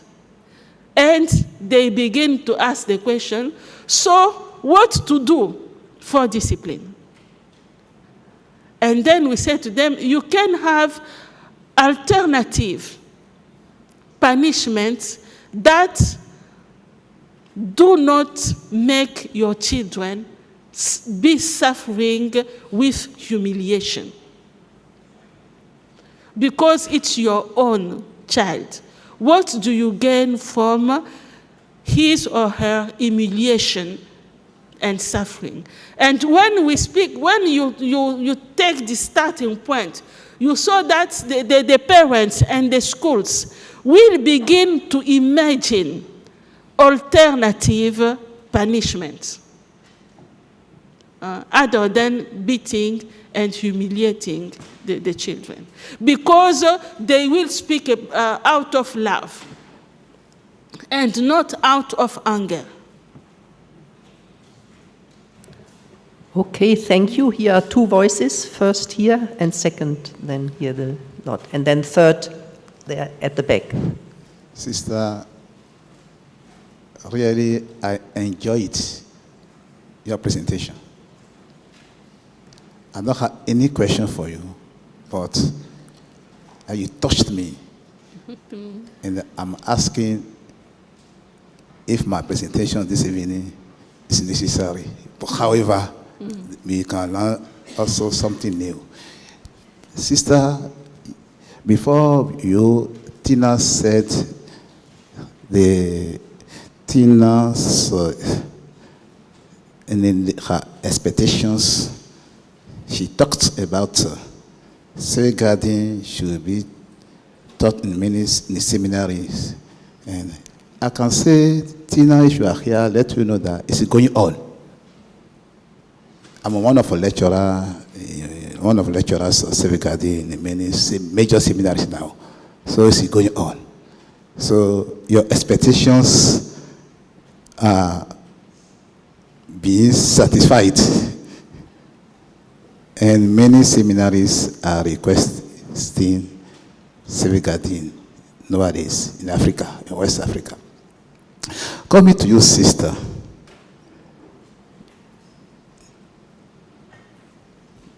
One proverb is say, if you speak to someone and they don't listen, be silent, listen to them. And you might know why they are not listening. Very good. We are talking today about synodality, listening church. Even Pope Leo says that the spiritual listening should be taught in the seminaries. It's through listening to understand the culture. Yeah, when I put into practice, because every culture has what we call material and non-material realities. Among the non-material realities, there's language, belief. So when you go with the intention of condemning, they will not accept. It's true. But safeguarding also, you said it's international. It's not only. It is not only that, it is old as the world. In my research... Sorry, sir, what is your question? No, my question is that I appreciate her. I've said that it's not only international, it is old as the world. And we notice that even in the Bible, they talk about God always asks people, vulnerable people. So, thank you very much, and I learned a lot about your approach. Thank you. We go here, and please be short and precise so that also others still can get a word. Yes. Thank you. Thank you, Sister Jose. For me, it's not a question, but it's a short testimony because I am an alumni of IDC. And I've been working with Missio in helping local organizations in writing their own policy. And the testimonies from what Sister said, what struck me most is that writing policy is not, the document is not the most important thing, but the process we did with congregations and organizations. While we start to assess their local realities, we realize that safeguarding is beyond what we expect. So it's really necessary that we have to work with people in their local realities, and by the end we can see that the process of helping people is an awareness, and it brings more conscience about safeguarding, and it helps people instead of only bringing documents from the Vatican and going from the root and helping people to understand their reality. And we used to say, for instance, instead of talking only about safeguarding, we discover that there is many vulnerabilities, realities that we have to assess in our local context. So thank you for that great intervention. Thank you. Thank you very much. We have now still 2 questions, and then we have to, or maybe 3. 1, 2, 3. Okay, first at the back, then here, and then there, and then we need to close. It was the sister at the back, sorry. Sorry, it was the sister at the back. She was first.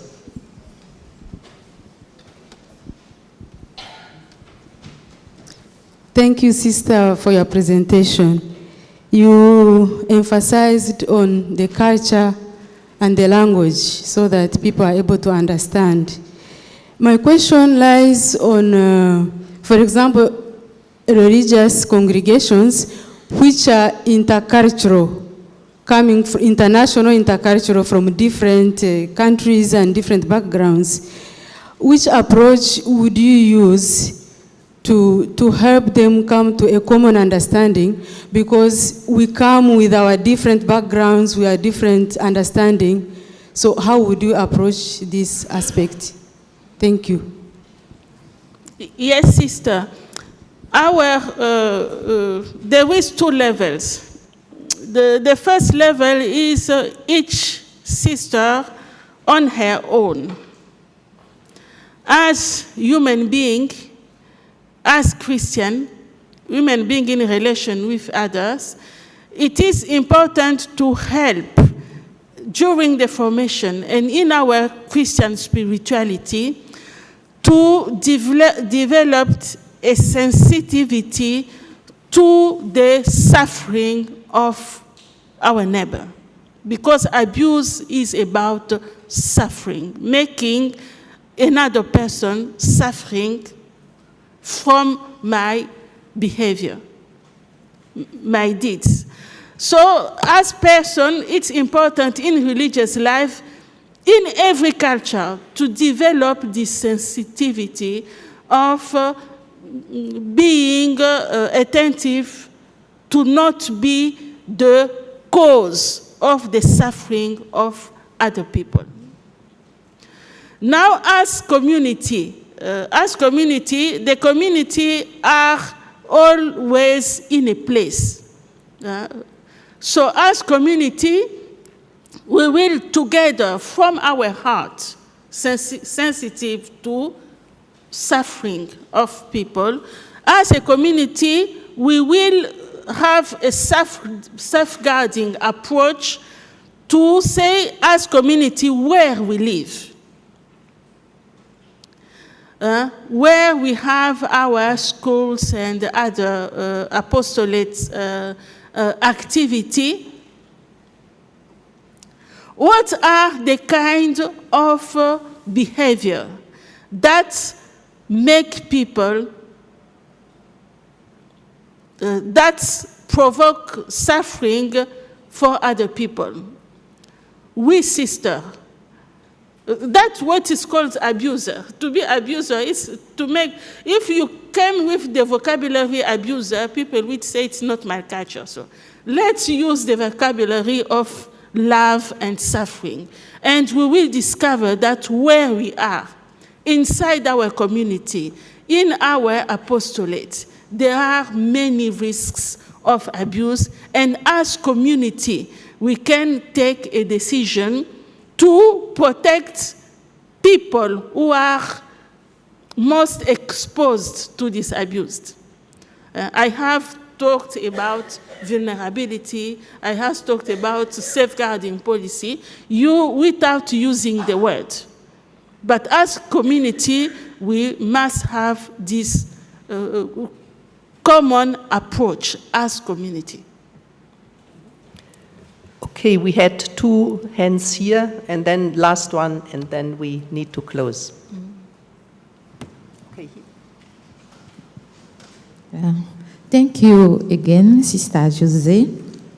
My question is about the imposition of silence, mostly about abuse, sexual abuse in the family on children.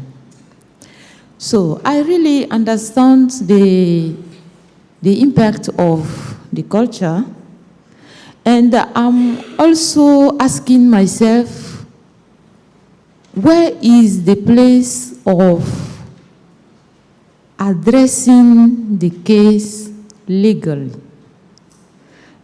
If the child cannot report the abuser to the police,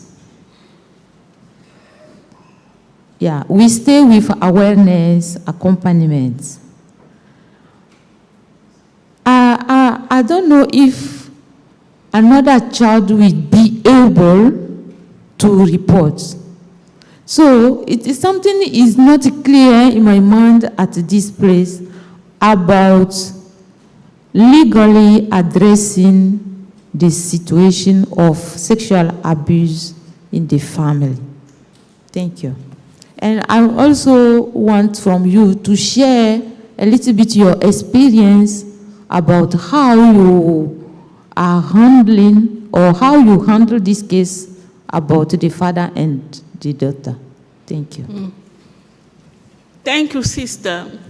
The imposition of silence is in our families, in our schools, in our communities. Sisters have been told not to speak, not to report in our communities. Not only sexual abuse, but also spiritual abuse, psychological abuse. So the legal difficulty is where the law says that to open a case, there must be a testimony by the victim or survivor. So with this law, victims that are experience imposed silence will never testimony, so their case will never be treated. In my country, the law have changed now. I think for 10 years ago, they have changed the law on sexual violence and said that if the victim cannot speak, an institution can speak. An institution, NGO or some institution, and they have created a tribunal of children, a tribunal of children. And at this tribunal of children, they saw that children not only speak with words. Children can speak with images. He can speak with his or her body. So the law has facilitated the question of silence. So when an adult heard from image or something else that there is abuse on a child, the adult has the permission of the law to report the case and to speak on the name of the child, bringing proofs of the images and so on. That is the difficulty for us in Catholic Church. In Catholic Church, so far, maybe it has changed, I don't know, but so far as I know, when there must be a report for the victim, and there must be a confrontation between victim and aggressor. And many victims, when they discover that there will be confrontation, they go back. Because during the abuse, the victims have experienced that the aggressor, he's powerful. And then you take a powerful and a person who has experienced that he is or she is not powerful, you put them together. That's why many sisters, during trial, they say, no, it didn't happen. And they say, so you are a liar. She's not a liar, she's afraid. So I hope that in the Catholic Church we will one day have the same reaction as some states who have said that if it is difficult for the victim or survivor to speak, to report, or people are silenced by the culture, someone else can speak on a place. So far, for religious conversation, we have not this possibility. Okay, because of time, we will take now the very, very last question. And if there are others, you need to go to Sister José and talk to her, because we need to see that we get to the break. Yes. So please, the last question that was here, the lady here, and please be short and precise. Good morning, sister. I'm Lisa from the Philippines. And I just want to be clarified, because as I understand, the safeguarding transcends all culture. So we have to have our own safeguarding culture. Like in the Philippines, we are very diverse also. We have many cultures. In fact, we speak different dialects. My seatmate here, who is a Filipino, has a different dialect from mine. And they also have different, so we are also very diverse. And in the Philippines, there is a region that recognizes before child marriage. And when you say child marriages, that really violates the human rights and the dignity of a child as a person. So we cannot just accept that culture in that particular region, right? Before it was accepted, until the government, the state passed a law penalizing child marriages. So that is what I want to share with you, sister, that I think also safeguarding transcends all culture, that we cannot just tolerate this, even if what you say is that we have to understand, we have to enculturate ourselves to understand the safeguarding policies of the other. But there is a certain, I think, point that we have to also we have also to do something about this kind of cultures that really violates the dignity of a person. Your thoughts? Yes, sister, that was exactly what I said. We see shocking behavior, shocking cultural habits. It shocks us. But we are called to do things with tact, with wisdom. With tact, with wisdom is what I have proposed, to have cultural interpretation, to have people of this culture, who know this culture and who can find the words and the strategy to help this culture understand that they make these girls suffering. You have already a law in the country. So we can use the law. It's the law of the culture. It's the language of the culture that says that it's not good. So you can't say that in my country, in Philippines, girls' marriage is good. Now I will tell you, no, your own cultures, through this law, has said that it's bad. That's what I said to act with wisdom and to use the resources of the culture to help the culture to accept that this behavior is not good. If there is no law or proverbs or something like that, we can use the language of love. It's universal. It's in the heart of everybody. And to help this culture say that, look at this girl. Do you think she is happy? If you were at her place, what would you feel? Thank you. Okay, Sister Jose, you see,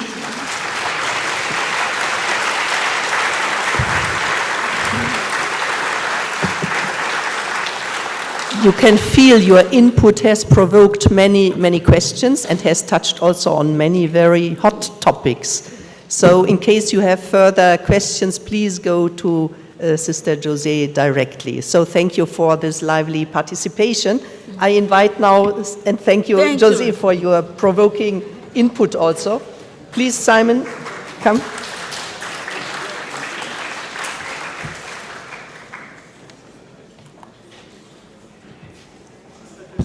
Please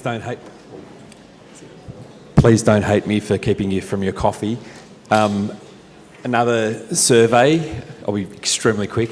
If everyone could do that relatively quickly, because then I've got to do a slide deck and what have you, which takes a bit of time. So if you could all do it as you're walking out to coffee, but enjoy your coffee and we'll return soon. We are returning at 20 to 12. 20 to 12.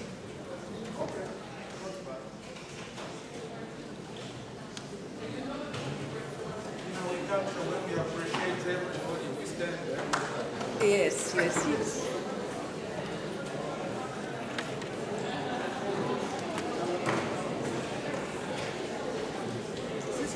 we get the opportunity to get a group picture? With the whole, and you have to ask the organizers. Not now during the... No, I'm just asking. Yeah, I mean, sure. Because tomorrow is going to be over. Yes. I mean, you ask your Father Zollner how it is with the group picture.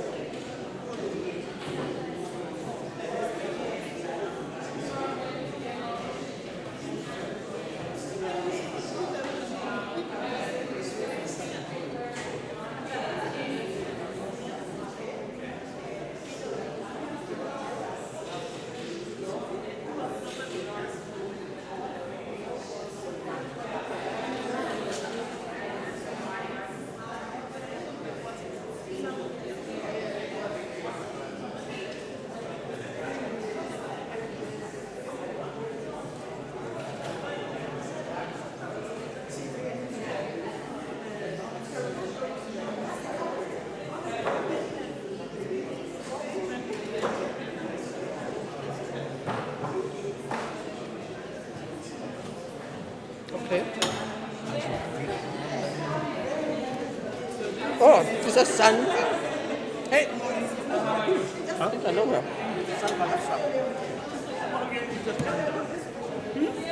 Ist das sun? Ah, no, no, okay. Okay. Nee, Sandra ist zu Hause.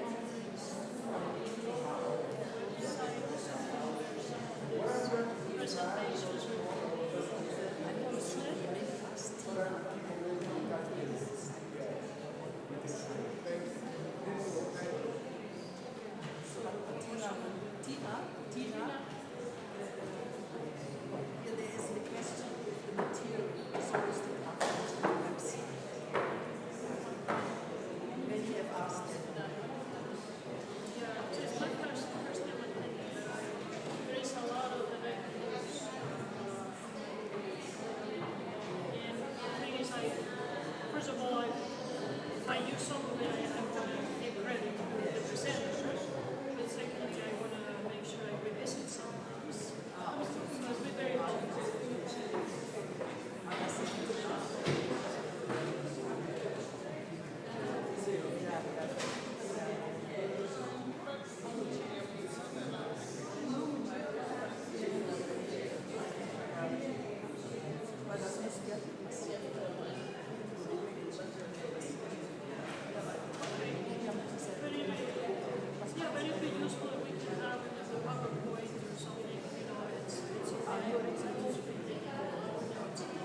Sometimes I may have missed something, or I want to revisit something.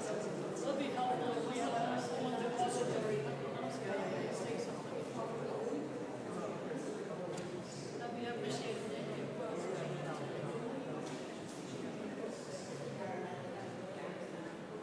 Thank you.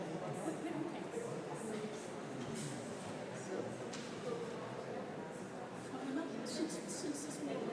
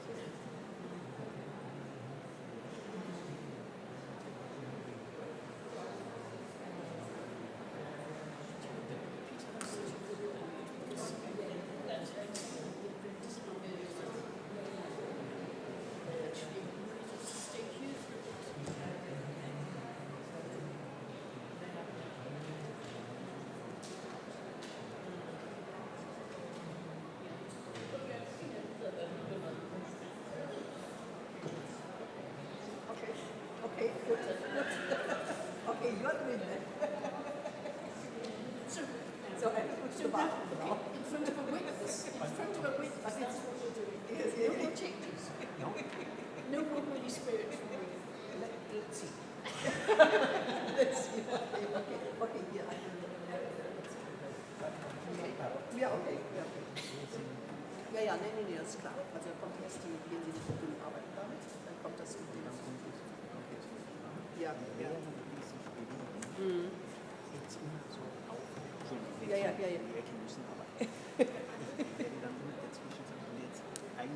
Ja. Ja. Ah, okay, to, yeah. Ja, ja, okay, okay. Sie machen die Übung und erklären sie dann auch. Okay, im Tool. Okay, okay, super. Gespannt. Bin gespannt, wie es geht. Ich auch.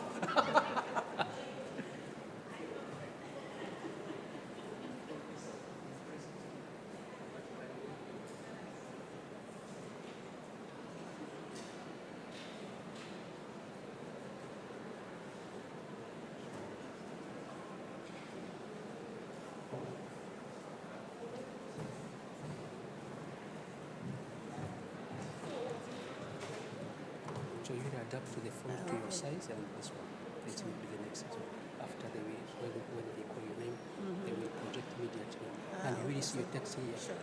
You will see it. So you are the one Okay. So you just to the next thing. All right. I got it. See that she was not put immediately. Maybe she had another text. So me, I used the one which was in the project. Because sometimes you have something on the phone that you want to say. I don't use the phone. Just you, because we don't have time. Just you make a comment from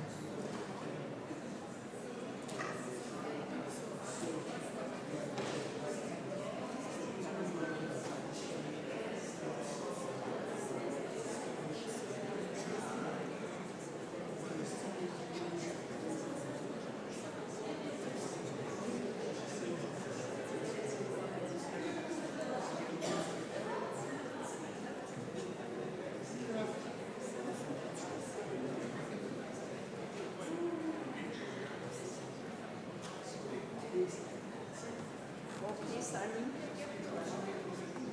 It takes some time to come.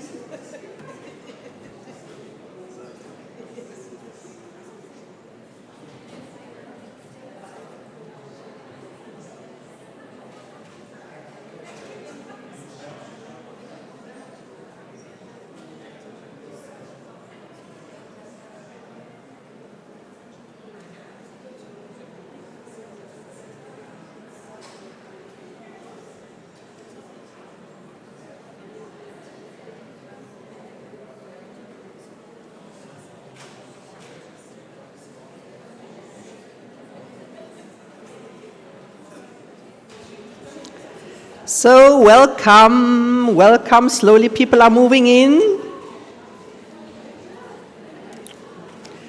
One short announcement, and please spread the word.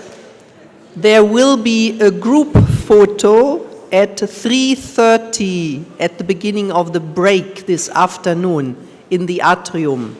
So please be there at 3:30 for when there's the break. There will be a group photo, and please spread the word.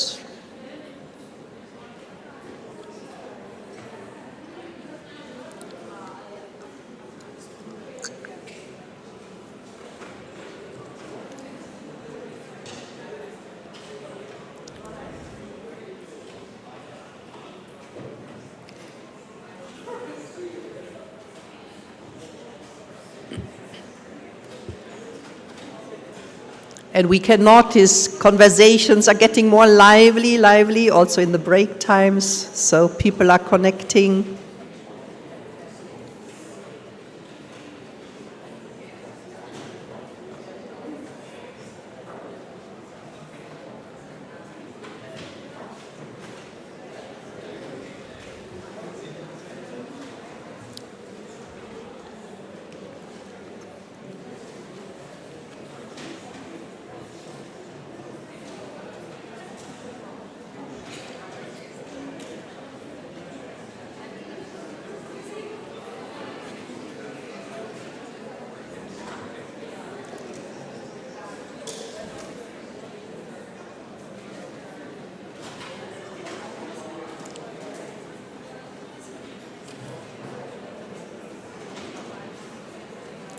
So group photo today at 3:30 in the atrium. 3:30 atrium, group photo.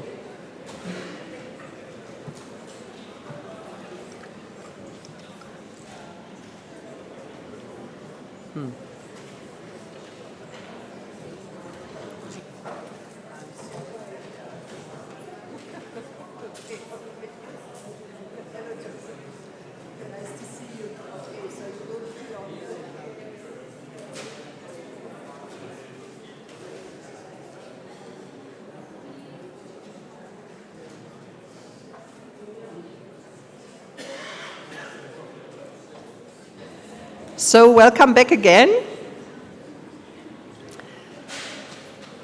And now Simon will present to us the results of the survey on handling plurality, what you received before the break. Thanks, Miriam. So some interesting results, I think. Some will be unsurprising, but some I was a little surprised, to be honest. I think generally my overall observation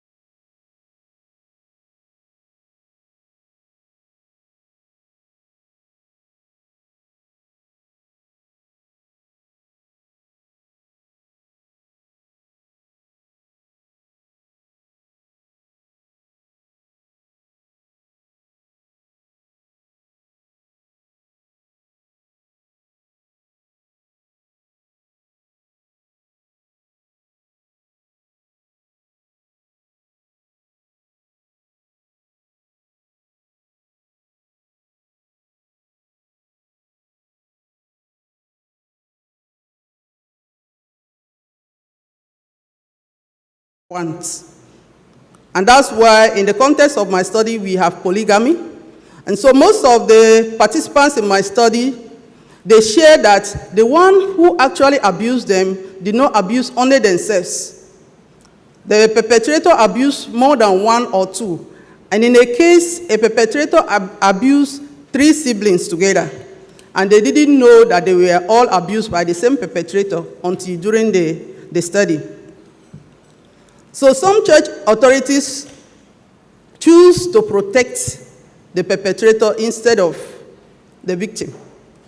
And this is because they feel it's a shame to say that this person, of course, in the research of the 13, 11 perpetrators were male, and they were all clergy.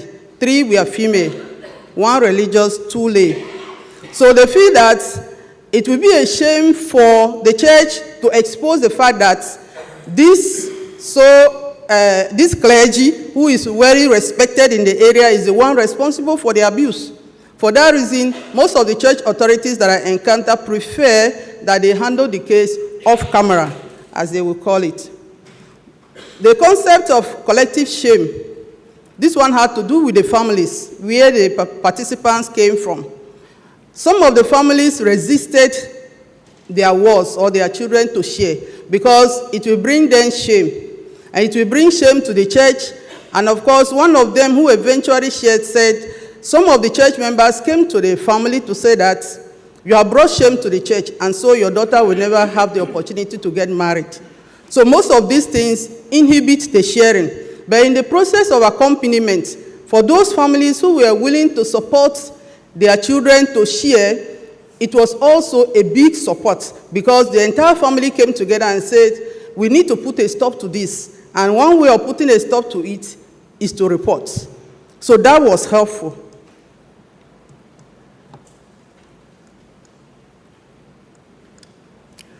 My findings are interesting because although within the context, in the air, there is no abuse. There is no sexual abuse in the Catholic Church. Though we know, we have seen, people have shared, but no one is willing to come out openly. So my findings was that actually abuse happens. Sexual abuse happens within the context of the church in both countries where my research was based. And I had 3 dioceses where the participants came from. And also the church authorities are aware that such abuses happen within the church. As one of them that we reached out to said, yes, we know it's happening, we have the documents, we have the policies, but it's not everything you talk about. The victims are unable to disclose, I found out, because some were ignorant, they don't know who to trust. The people whom they trusted have not led them in a way that they found healing and consolation. So for that reason, they resisted sharing. And some of them feared reprisal actions. And of course, 3 of them who participated in the study, we had to find a way of getting them away from the environment because after sharing, it was not easy and safe for them to be there. About 80% of the participants shared that sacramental confession was used to silence them. When they shared that they have been abused, the people they shared with within the church told them to go for confession because the fact that they have been raped, they've been sexually abused, they are no longer clean, they are dirty. And in our context, virginity is a sacred thing. So for you to have been defiled, it was a sign that you are already dirty and unworthy. So you need to go for confession. And one of them will say, I actually went for the confession, but I didn't know the sin I committed that I was confessing. Justice in this context is elusive because most of the victims never had a sense that they would get justice. And of the 13 participants that took part, I can say only 5 are on the way to getting justice, in a sense. The others, they have reported that the process is very, very slow because of the cultural inhibitions, which some church authorities also buy into. A contributing factor to the movement of people from the Catholic Church, I discovered, is this abuse and the way it is handled. So some of the participants shared that they have left the church because of how the cases were handled. They were not listened to and nobody trusted them. They blamed them. So for that reason, they have left. A few of them shared that they are still there, not because they feel connected, but because of family pressure and societal pressure. Within this context, if you are a parent and you are going to the Catholic Church and your children are no more following you to the Catholic Church, you have a dent on your image because it means you haven't brought them up well. For that reason, they are no longer following you. So when a parent is going to church on a Sunday, you have to go with your children. No matter how grown they are, you are still a child. So at 20, 25, you are still a child according to the context. So some of them remain in the church because they don't want to have problems with their families and also with the society. Support from the church was paramount for most of them. That because they didn't have this support, it was difficult for them to adjust. And of course, they need financial compensation, but from the participant, that was not the first concern they had. The first concern that they want to be listened to, they want to be believed, they want to be accompanied. They want the church to feel that what they are saying is not just abstract, that they have been wounded by the same church that they trusted. It was interesting to find out that of the participants, those who were very vulnerable are those who were frequenting the church because the perpetrators targeted them within the church. And so the high vulnerability of active participants was very high. In conclusion, the question that my research asked was, do religion and spirituality help the victims to recover and to reintegrate? At the end of my study, I can say yes, at the same time no. And I say yes because the 13 participants, they all attest to the fact that they were supported in some way by religion, by their faith, to reintegrate and to heal. At the same time, in the context of my study, we do not have the professional support system to say that these victims will be able to access the support. So for that reason, they fall back on their faith. And that is how most of them feel that they have been healed by their belief and their spirituality. On the other hand, I said no because further questions to the participants revealed that they said they were healed because that is what they think they are expected to say, that religion and spirituality healed them. Despite the fact that some genuinely, like the 5 who are on the way to getting justice, got proper accompaniment together with religious support, psychological support, medical support, and they are being healed because of their connection with the church authorities and religion and faith. The others didn't have that. And so their responses reveal that they have not started the journey of healing. As some of them will say, I thought I have recovered, but I discover I have not because I'm still very hurt. So as long as we know within the context that religion and spirituality can help the victim to recover, this does not stand on its own unless there is proper support and accompaniment from the church, especially listening to them.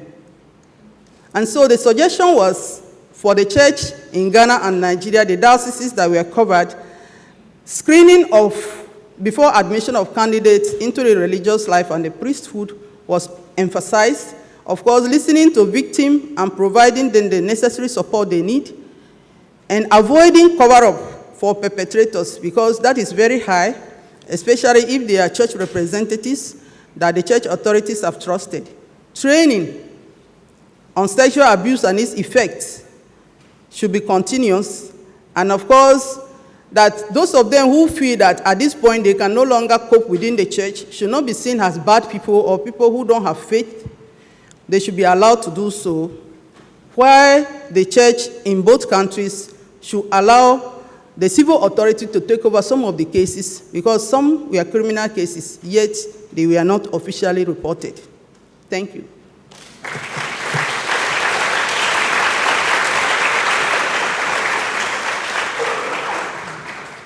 Thank you very much, Sister Bernardine, for presenting us something of the reality of Nigeria, and also where we can see how contextual and cultural factors can strongly influence also how we deal with sexual abuse and also with safeguarding. Okay, we move on to Father Richard Das.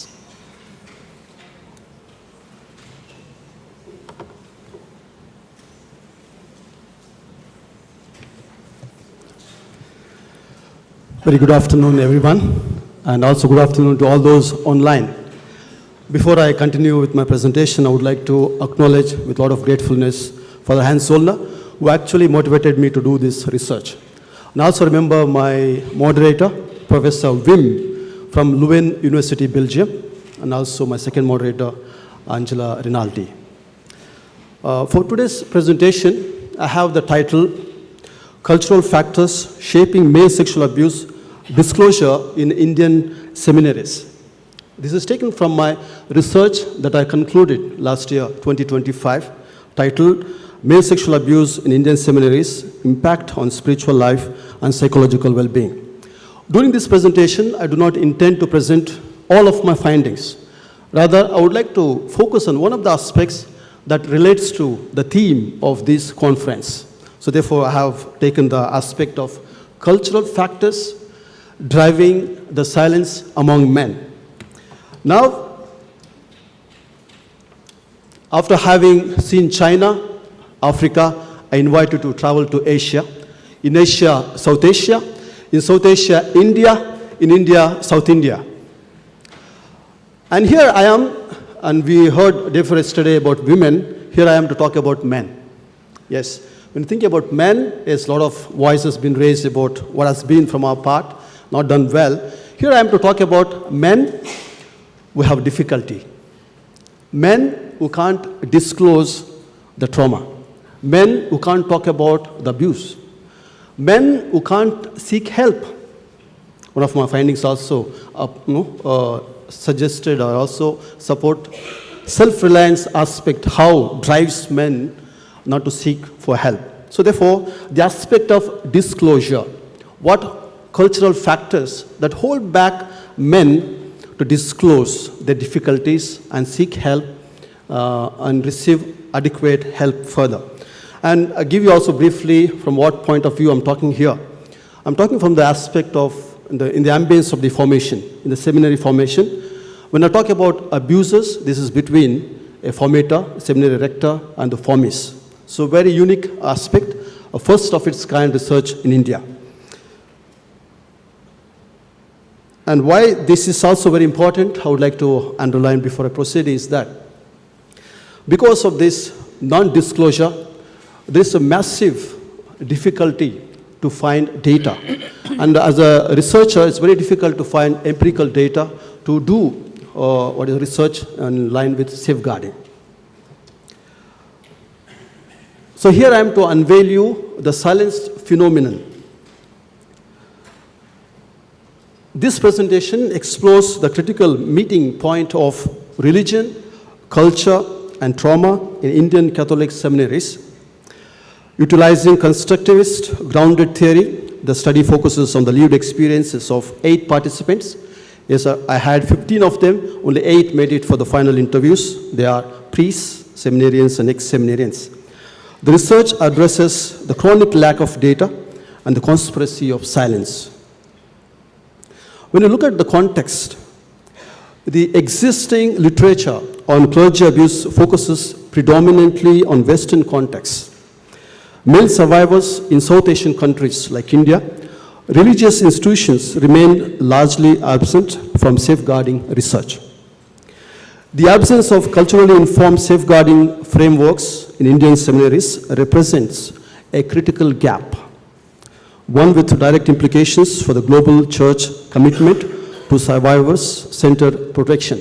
Way back in 2007, there was a research done in India by the Ministry of Welfare for the Women and Children, which notified that about 53% of boys experienced one form or the other sexual abuses, which underlines the institutional gap that is the high societal prevalence versus near zero reporting within religious settings.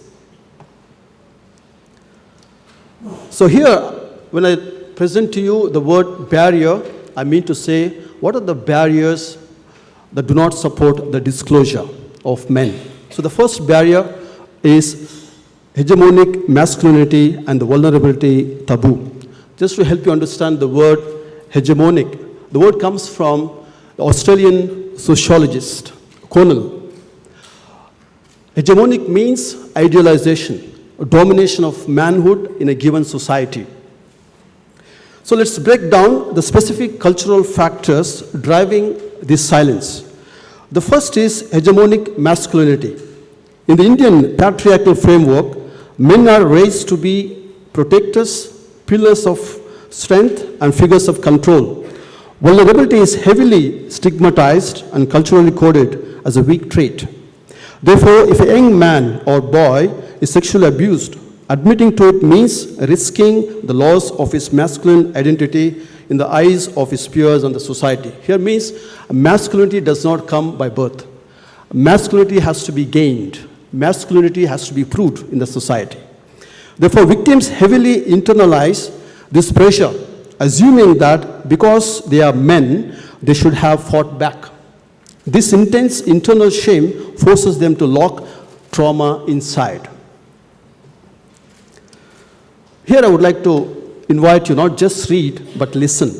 Listen to the words of one of my participants by name Jagan, 40 years old priest, who stated, "It's high time we recognize our own weakness and humbly accept, yes, I'm weak, abuse happened to me." Notice how, even in the process of healing and speaking out, he still feels culturally compelled to frame admitting victimization as accepting a weakness. This demonstrates just how deeply rooted the cultural demand for men in vulnerability remains, even inside spiritual formation like in seminaries. The second barrier is collectivism and family honor. The second major factor is collectivism. Unlike individualistic Western cultures where trauma is handled primarily as an individual health or legal issue, in India, the family is a core social unit. There's a powerful cultural concept of izzat, or family honor. If a son reveals he was sexually abused, it does not just impact his life, it stains his entire family, potentially damaging his siblings' marriage prospects and his parents' standing in the community. To maintain social harmony and shield their families from devastating public disgrace, victims make a conscious, tragic choice to sacrifice their own healing and remain in silence. The third barrier for disclosure is clergy idealization and power distance. Third, we must examine the specific institutional culture of clericalism, which is significantly amplified by local cultural norms of respecting elders and spiritual leaders, and in India we call spiritual gurus. Priests and seminary formators are heavily idealized. They are seen as literal representatives of God on earth. This creates an extreme power distance. A young candidate is taught that absolute obedience to his superior is equivalent to obedience to God. When that superior becomes an abuser, it causes cognitive dissonance. The victim often thinks priests cannot commit crimes. If something is wrong, it must be my fault, is one of the responses of the participant. Projecting an accusation upwards against the hierarchy becomes culturally and spiritually unthinkable. The fourth barrier is minority stress and institutional protectionism. A highly specific factor in this context is minority stress. In India, Christians make up a small minority of population. We are 2.3. We make 38 million Christians in India. The community can feel socially and politically vulnerable. Consequently, there is an intense, unspoken institutional pressure to conceal internal crimes. Church leaders and even the victims themselves fear that if a sexual abuse scandal involving a clergy goes public, hostile external groups will use it to attack or defame the entire community. As one participant noted, Christianity must survive. If they get one point, they will demolish everything. The victim is forced to carry the structural burden of protecting an entire religious minority by keeping silent. Key findings. 2 out of 3 participants disclosed abuse to at least one person. Only 1 in 3 disclosed to institutional authority. Fear of disbelief was the #1 cited barrier to disclosure. When you talk about disclosure, especially for men in the research, they speak about at least 20 years, 2 decades to come to the level to admit that abuse happened to them and they seek help. But in my research, I found 10 years plus years average delay before first disclosure of abuse. Shame and honor culture cited by 80% as key barrier. Trusted personal relationship was the primary enabler for disclosure. Bridging the gap, context-specific safeguarding solutions. Develop culturally adapted disclosure protocols that acknowledge shame, honor, and hierarchical difference in Indian seminary contexts. Provide mandatory training for formators and safeguarding officers on male victimization, cultural silence, and trauma-informed responses. Establish independent external accountability mechanisms within seminaries to ensure institutional transparency and survival-centered justice. To conclude, true safeguarding requires looking past universal policies to understand hidden cultural realities. The mandate, ensuring structural or institutional honor never outweighs a human life. Thank you for your attention.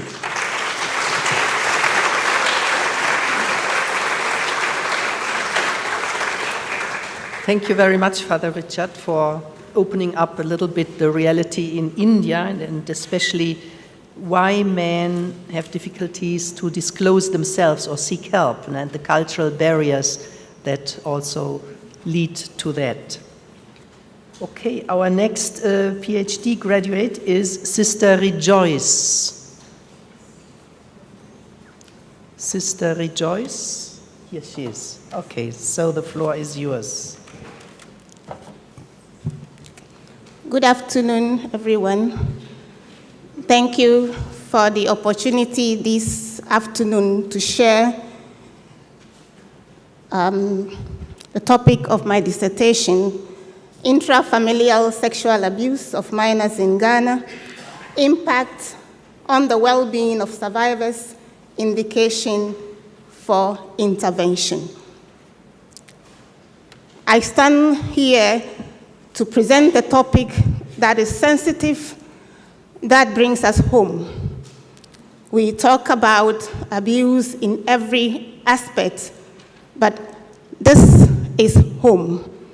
Home is assumed or is meant to be a place where we call a safe haven, where when you go out and you meet challenges, you run back home for safety, where you are trained, where you receive love, where boundaries and what the body means is taught to you.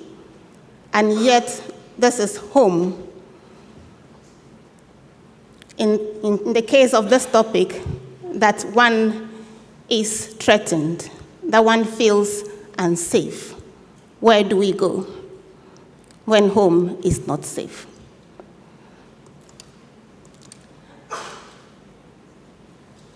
When it comes to intrafamilial sexual abuse, it is one of the most common areas of abuse globally, but it remains where less is said and less is studied. I remember when I went into an office asking a professional to talk to him about this topic in Ghana, I was asked, why are you doing this? In all topics, you don't have anything to think about? Is it this that you want to talk about? And I said, once there is one person who is affected by this, for me it is important, and I will do it, and I will do it again. And so it made sense for me to know that there are millions of people who suffer around the world at different points, and we want to talk about the aspect of this abuse in the Ghanaian context.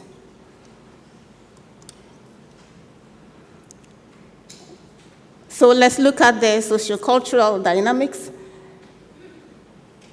In Ghana, we have two main family systems, the patriarchal system and the matrilineal system.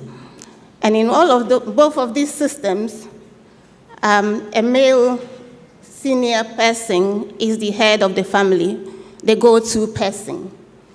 This in itself tells a story. A child belongs somewhere or does not belong somewhere. Who am I? And when it comes to intrafamilial sexual abuse, when the result becomes an offense, or when there is pregnancy, the question is, where do I belong? Who am I?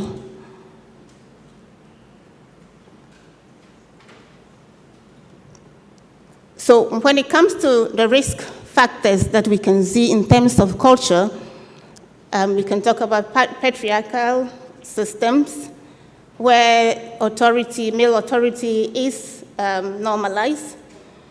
And then we talk about taboo and silence. Collective shame that suppresses disclosure. In our context, when abuse happens, and if it is going to be disclosed, as said already by Sister Bernadine, it is a question of the family. It's not the individual alone. And so even if the individual wants to disclose and the family is not for it, it becomes problematic. Then there are also some beliefs of spiritualists who would like to target young girls who are virgins and who can be used for ritual to make money or other things that also happen in the family context. Those are risks for young people. The status of a child in the family. We love children. We give them special names and interpret them in various ways. But when it comes to other areas, the children suffer. Then there is the issue of fostering, where you can go and live with your aunt, your uncle, your senior sister, and what have you.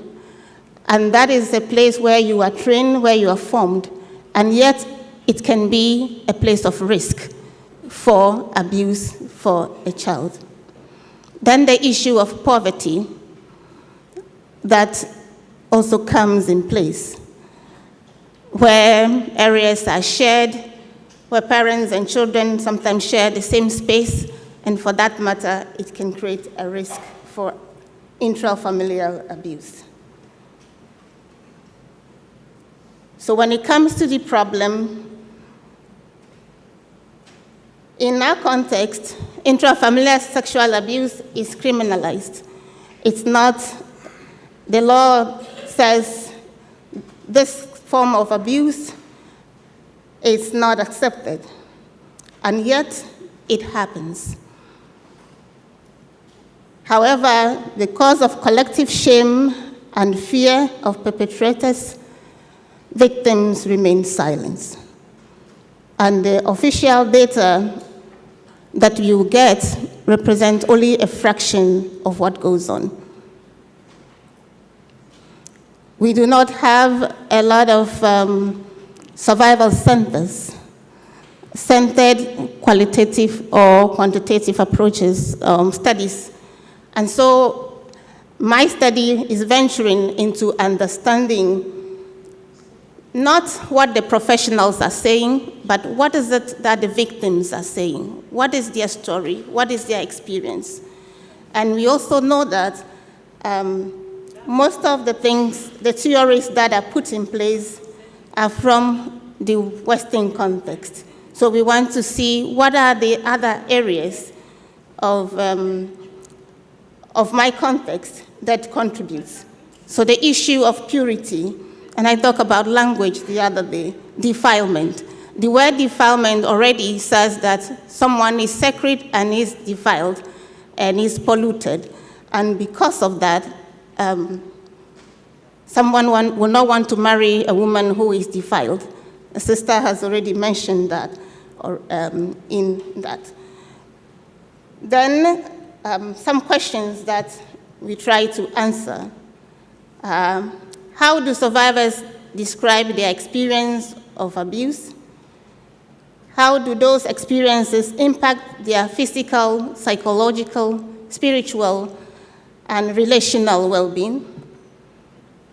How did they respond? How did they cope with the trauma? What suggestions can we make to improve and to bring about prevention? And how can we support clinical practice and pastoral accompaniment? So this study is more an explorative study that will help me bring out this aspect and answer these questions that we put out. And the methodology that was used was constructivist grounded theory. I used semi-structured interviews, and I interviewed more than 8 female survivors, but in this study, 8 is what I worked with at the end of the day because they fit well. And they ranged between the ages of 17, 35. One participant was a minor, and we were able to obtain consent from parents to talk to her. And who are the participants? I gave them names. These are not their real names. So the age of onset for one is 15, the other 6, 12. The other 2 says they are not sure, they were between 9 and 10. This one, 7 and 8. Another 12 years, 9 years, 14 years. And these abuses vary at different points. For some, 1 year, some between 8 to 9 years, 2 to 3 years, 5 years, 1 time, 3 years, 10 years, and 1 time. And the perpetrators were fathers, stepfathers, uncles, cousins. And somewhere I have put intergenerational, because in that particular case, the young woman was abused by her father, and then her child, she became pregnant from that abuse. And then when the child was growing up, the father tried to abuse that child also. And so that's the complexity of that aspect of it. In terms of religion, they were all mostly Christians. So core themes that emerged here were 5 of them. The context, the secrets of disclosure, the consequences, coping and healing resources, and what were the expectations or the needs that the individuals had to ask for. So in this context, in my research, fathers were more, because there were 3, then followed by stepfathers, then uncles, then cousin and uncle, because in this particular case, it was a multiple. It was a cousin, then there was an uncle. Then there is the multiple relationships where the same person is abused at home by an uncle, abused by a cousin, and then abused in school, and abusing someone who promised to marry her. And so it's like the re-victimization was double. And when it comes to what forms of abuse that were involved at home, it went from touching, fondling, and also penetration. And more than half later experienced re-victimization. So when it comes to the barriers of disclosure for my survivors and my participants, one was fear of the abuser's threat and of further harm of retaliation. There were some that were told, if you say it, your mother would die, or someone in the family would be attacked. And so they did not do it. Then there's the collective shame, self-blaming, and material dependence on the perpetrator. So if the perpetrator is the breadwinner, if the abuse is disclosed and he has to go through the legal system, and in case they have to be imprisoned, then who takes care of the family? And so people choose to remain silent and bear it silently. There's a loyalty to the family and the desire to protect its name and reputation. Disclosure was often delayed for years. It was not talked about until something happened, or for some people until they become pregnant, and it cannot be talked about, and it cannot be hidden anymore, and so it comes up. Some were looking at what are the consequences of the disclosure. For my participants, 6 of them were rejected by their family. For one of them, when she spoke about it, she was asked to leave the home. She thought she would go to the grandmother, and that would be a safe place to stay. The grandmother said, since you have disgraced my son and let them take him away, you don't belong here, so you go. So she was on the streets for some time, and some NGO found her and brought her to a home, a makeshift home, and that's where she got the help that she needed and to go back to school and her child taken care of. Sometimes people were mocked. One participant felt she was publicly shamed at the market square and also interrogated severally at the chief's palace because they did not believe her story. And when it comes to the legal system, it's not mostly favorable for victims because it's always go and come, go and come, go and come, and that's one challenge also. Then we talk about the consequences. There are physical consequences, there are psychological consequences, relational consequences, and also spiritual consequences.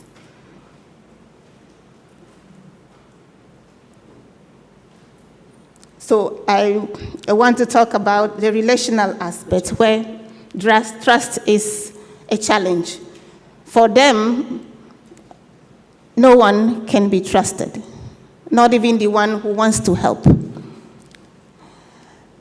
Then we talk about coping and healing resources, psychosocial resources, support from family members and the church, from some NGOs, and some were able to access medical and social care from the public. Then there are the spiritual resources. People depended on praying, reading scripture, making meaning of what it is, reinterpreting their experiences so that they can live through it. And for some of them, faith offered them support. For some, it was not. But a note of caution is that for some, leaving everything to God becomes a way of avoiding, seeking, and pursuing justice. I I don't want to do anything, I leave it to God. What did the survivors said they needed or were expecting? And I put their own words here. Such a person should not be completely left alone. Somebody should be around that will let the person feel loved and cared for. For some, having a trusted person to talk to. Primarily, the victim needs to go for help from someone. I wish I had the chance to deal with my pain and hurt at the earlier age when I was much younger. Material support. Because most of them were rejected or abandoned, they felt that there was a need to have a place, a shelter, somewhere that they can live and stay and receive support and be able to go back to school and get some education for themselves. So let's see, looking at the findings through the context that we are coming from. The main things are the taboo and the collective shame around this intrafamilial abuse, the issue of patriarchy and gender norms, virginity, marriage, and honor. All of this is threatened when a young woman is abused within the family. Then the extended family, which we say it's a double-edged sword. The family, extended family is able to support some, listen to them, and to another extreme, it is not helpful for some. And so it can also be a place that creates the abuse. Then religion as primary coping. For most of them, they used their religion to cope with their situation. And this is just, And this is just the phase of everything that is said or that is found out. Thank you.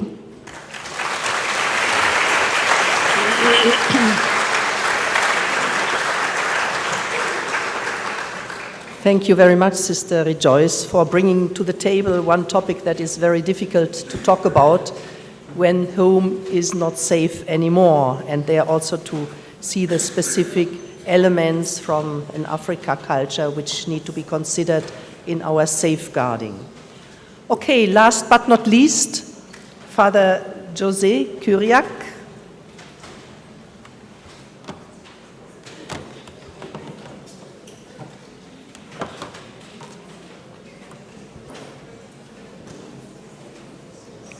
Hello, good afternoon. I know that you are all hungry, so I shall try to be brave. In first place, I would like to thank Father Solner for this opportunity to be part of this big family of safeguarding. Now let's travel to Central America. It is a privilege to speak at this conference. One commitment, many contests, safeguarding across cultures. My presentation focuses on how cultural context shapes intrafamilial abuse in Nicaragua and how this becomes a determining factor in the decision of young people to join Pantilla. As you know, there are different types of gangs, and the term Pantilla in Nicaragua refers particularly to street gangs. The purpose of this research was to explore the phenomenon of intrafamilial physical and sexual abuse suffered by members of Pantilla in Managua, ex-members and also actual members, in order to determine its impact on their lives and how it was a defining factor in their decision to join Pantilla. I used a qualitative phenomenological approach to capture their lived experiences. Let me begin with the voice of one of the young men I interviewed, whom I call Neymax. He was sexually abused by his father at the age of 9. Reflecting on his life, he said, "To overcome it," referring to the sexual abuse, "I attacked people, wandered on the streets, smoked marijuana, and I made it a way of life."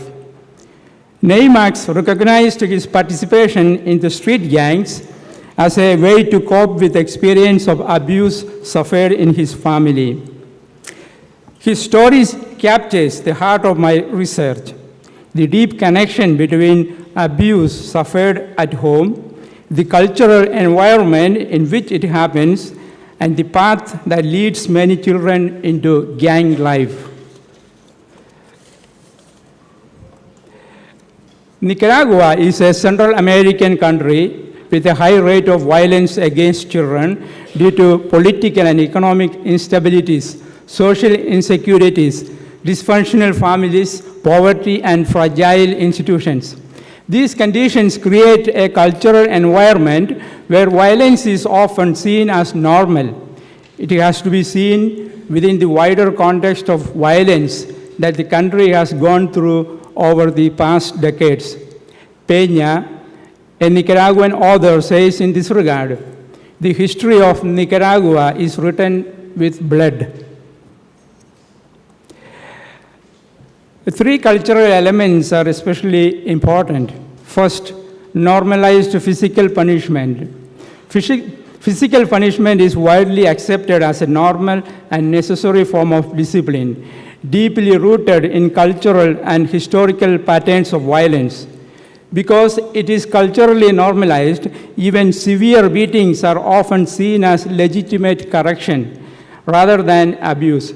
Many children internalize blame, minimize their suffering, or believe that they deserve it. Parents shaped by authoritarian family norms and stress often do not recognize the harm they cause. The cultural acceptance hides abuse in plain sight, silences victims, and prevents early intervention, reinforcing a cycle where violence becomes an expected part of family life. The second, silence around sexual abuse. Sexual abuse is surrounded by deep silence and shame.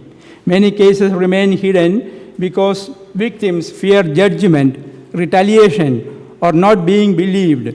Most participants were abused at a very young age by family members living in the same household. Fear, shame, threats, cultural and developmental barriers prevented disclosure. Lack of trust in their families, grooming with gifts or threats, creating confusion and dependency were other factors. Cultural norms that discourage speaking about sexuality, combined with macho mentality, stigma, and the expectation of obedience to adults, further reinforced their silence. Third, the fragile family structures. Family structures are often fragile. Children may be raised by single mothers, stepfathers, relatives, or neighbors, increasing their vulnerability. This cultural landscape shapes not only the abuse itself, but also how children interpret what is happening to them. How culture shapes the experience of abuse. In my research, all participants described physical abuse as rejection, not as discipline. They felt unwanted, unloved, and pushed out of their homes. Seven out of 12 participants experienced sexual abuse. Most struggled to speak about it due to cultural taboos around sexuality and masculinity. The cultural ideal of machism played a major role. Many tried to prove their masculinity through aggression, sexual promiscuity, or even by becoming abusers themselves.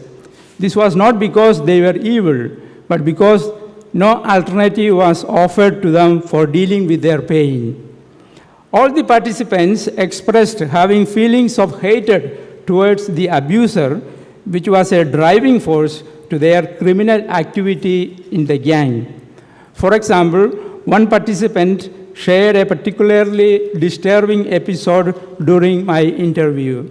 He confessed to me that he killed one of his companions in the gang. This companion used to mock him by placing a gun to his head and calling him maricon, a derogatory colloquial term used to feminize or belittle a man. So his father also had done the same to him when he was a little boy, pointing a gun at his head and saying, "Vos sos un marica," means to say, "You are a marica." One day, he took this companion to an isolated place, pushed him to the ground, got on top of him, and choked him to death. As he watched his companion's eyes bulging out, the image of his father pointing a gun at him and calling him marica came to his mind. This episode shows how deeply abuse shapes identity and behavior. Why the gang becomes a refuge? In this context, the gang becomes more than a criminal group. It becomes a cultural refuge. The participants described a striking contrast. It's very interesting to see how these contrasts really have an impact on these children. At home, they felt rejected. In the gang, they felt accepted. At home, they felt fear. In the gang, they felt courage. At home, they felt like nobodies. In the gang, they felt important. At home, they felt powerless. In the gang, they felt strong because they had access to drugs, alcohol, weapons, and also money, and a false sense of acceptation and companionship. These contracts explain why the gang becomes a substitute family, a place where they feel seen, valued, and protected, even if that protection is ultimately false. Coping strategies between the risk and resilience. The participants used both negative and positive coping strategies in response to the trauma of abuse and neglect. The negative strategies were more visible, faced with overwhelming pain, rejection, and instability at home. They turned to alternatives most easily available in their environment: gang involvement, alcohol, drugs, and antisocial activities. These behaviors were not simply acts of rebellion, but attempts to survive, numb emotional wounds, and find a sense of belonging where the family had failed. On the other hand, Nicaragua is a traditionally Catholic country, and spirituality is deeply embedded in its cultural fabric. This made faith and church groups important sources of comfort, identity, and support. Two participants even left gang life thanks to pastoral accompaniment, showing how culturally rooted institutions, especially the church, can play a powerful role in safeguarding. Prevention. Safeguarding must be culturally grounded. Effective safeguarding must be rooted in the culture, in the cultural, social, and family realities. Punitive approaches are not always the best ways. We must address the deeper causes of vulnerability: abuse and violence at home, fragile family structures, lack of support, and the search for belonging that often leads children towards gang life. Some key strategies include: first, we must move beyond mano dura, the iron fist policies that they rely on repression, ignore cultural and familiar roots of gang involvement. This policy was implemented in El Salvador, and it resulted not in a positive way. Second, we must strengthen families. Safeguarding begins at home by addressing physical and sexual abuse and supporting parents who struggle. Third, the Catholic Church must take a more active role. Despite its enormous influence, the Church in Nicaragua has not yet developed strong, coordinated safeguarding programs. My research recommends collaboration with the Family Apostolate and the creation of diocesan and national structures for child protection, As you know, the situation in Nicaragua is a difficult situation at the moment because there's a kind of dictatorship. So, and also the relationship with the church with the government is not in a good way. So it's a difficult task at this moment. Finally, we must empower communities, creating safe spaces, job opportunities, and reintegration programs for youth leaving gangs. My research offers a victim-centered, culturally sensitive perspective that contributes to prevention strategies in the particular context of Nicaragua. Safeguarding cannot be universalized without understanding culture. In Nicaragua, violence is normalized, silence is cultural, masculinity is socially constructed, and the gang becomes a refuge when families fail. So our commitment to safeguarding is one, but the context in which we work are many. If we want to protect children and youth effectively, we must listen to their stories, understand their cultures, and respond with compassion, creativity, and cultural humanity. Thank you.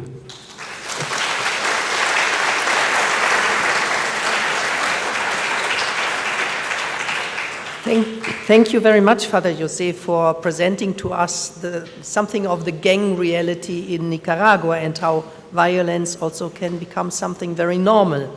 And I think in all the presentations, the culture of silence and shame was a kind of repeating topic, which very often is also influenced by cultural factors. Okay, now we have a break. You have a well-deserved break. You have lunch, and we come back at 2 o'clock, please.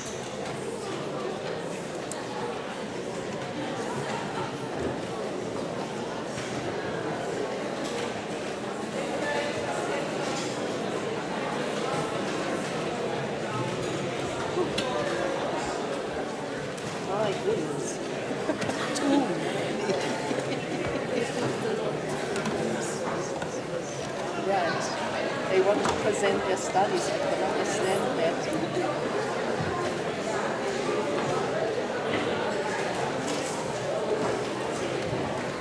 Okay, now we go for lunch.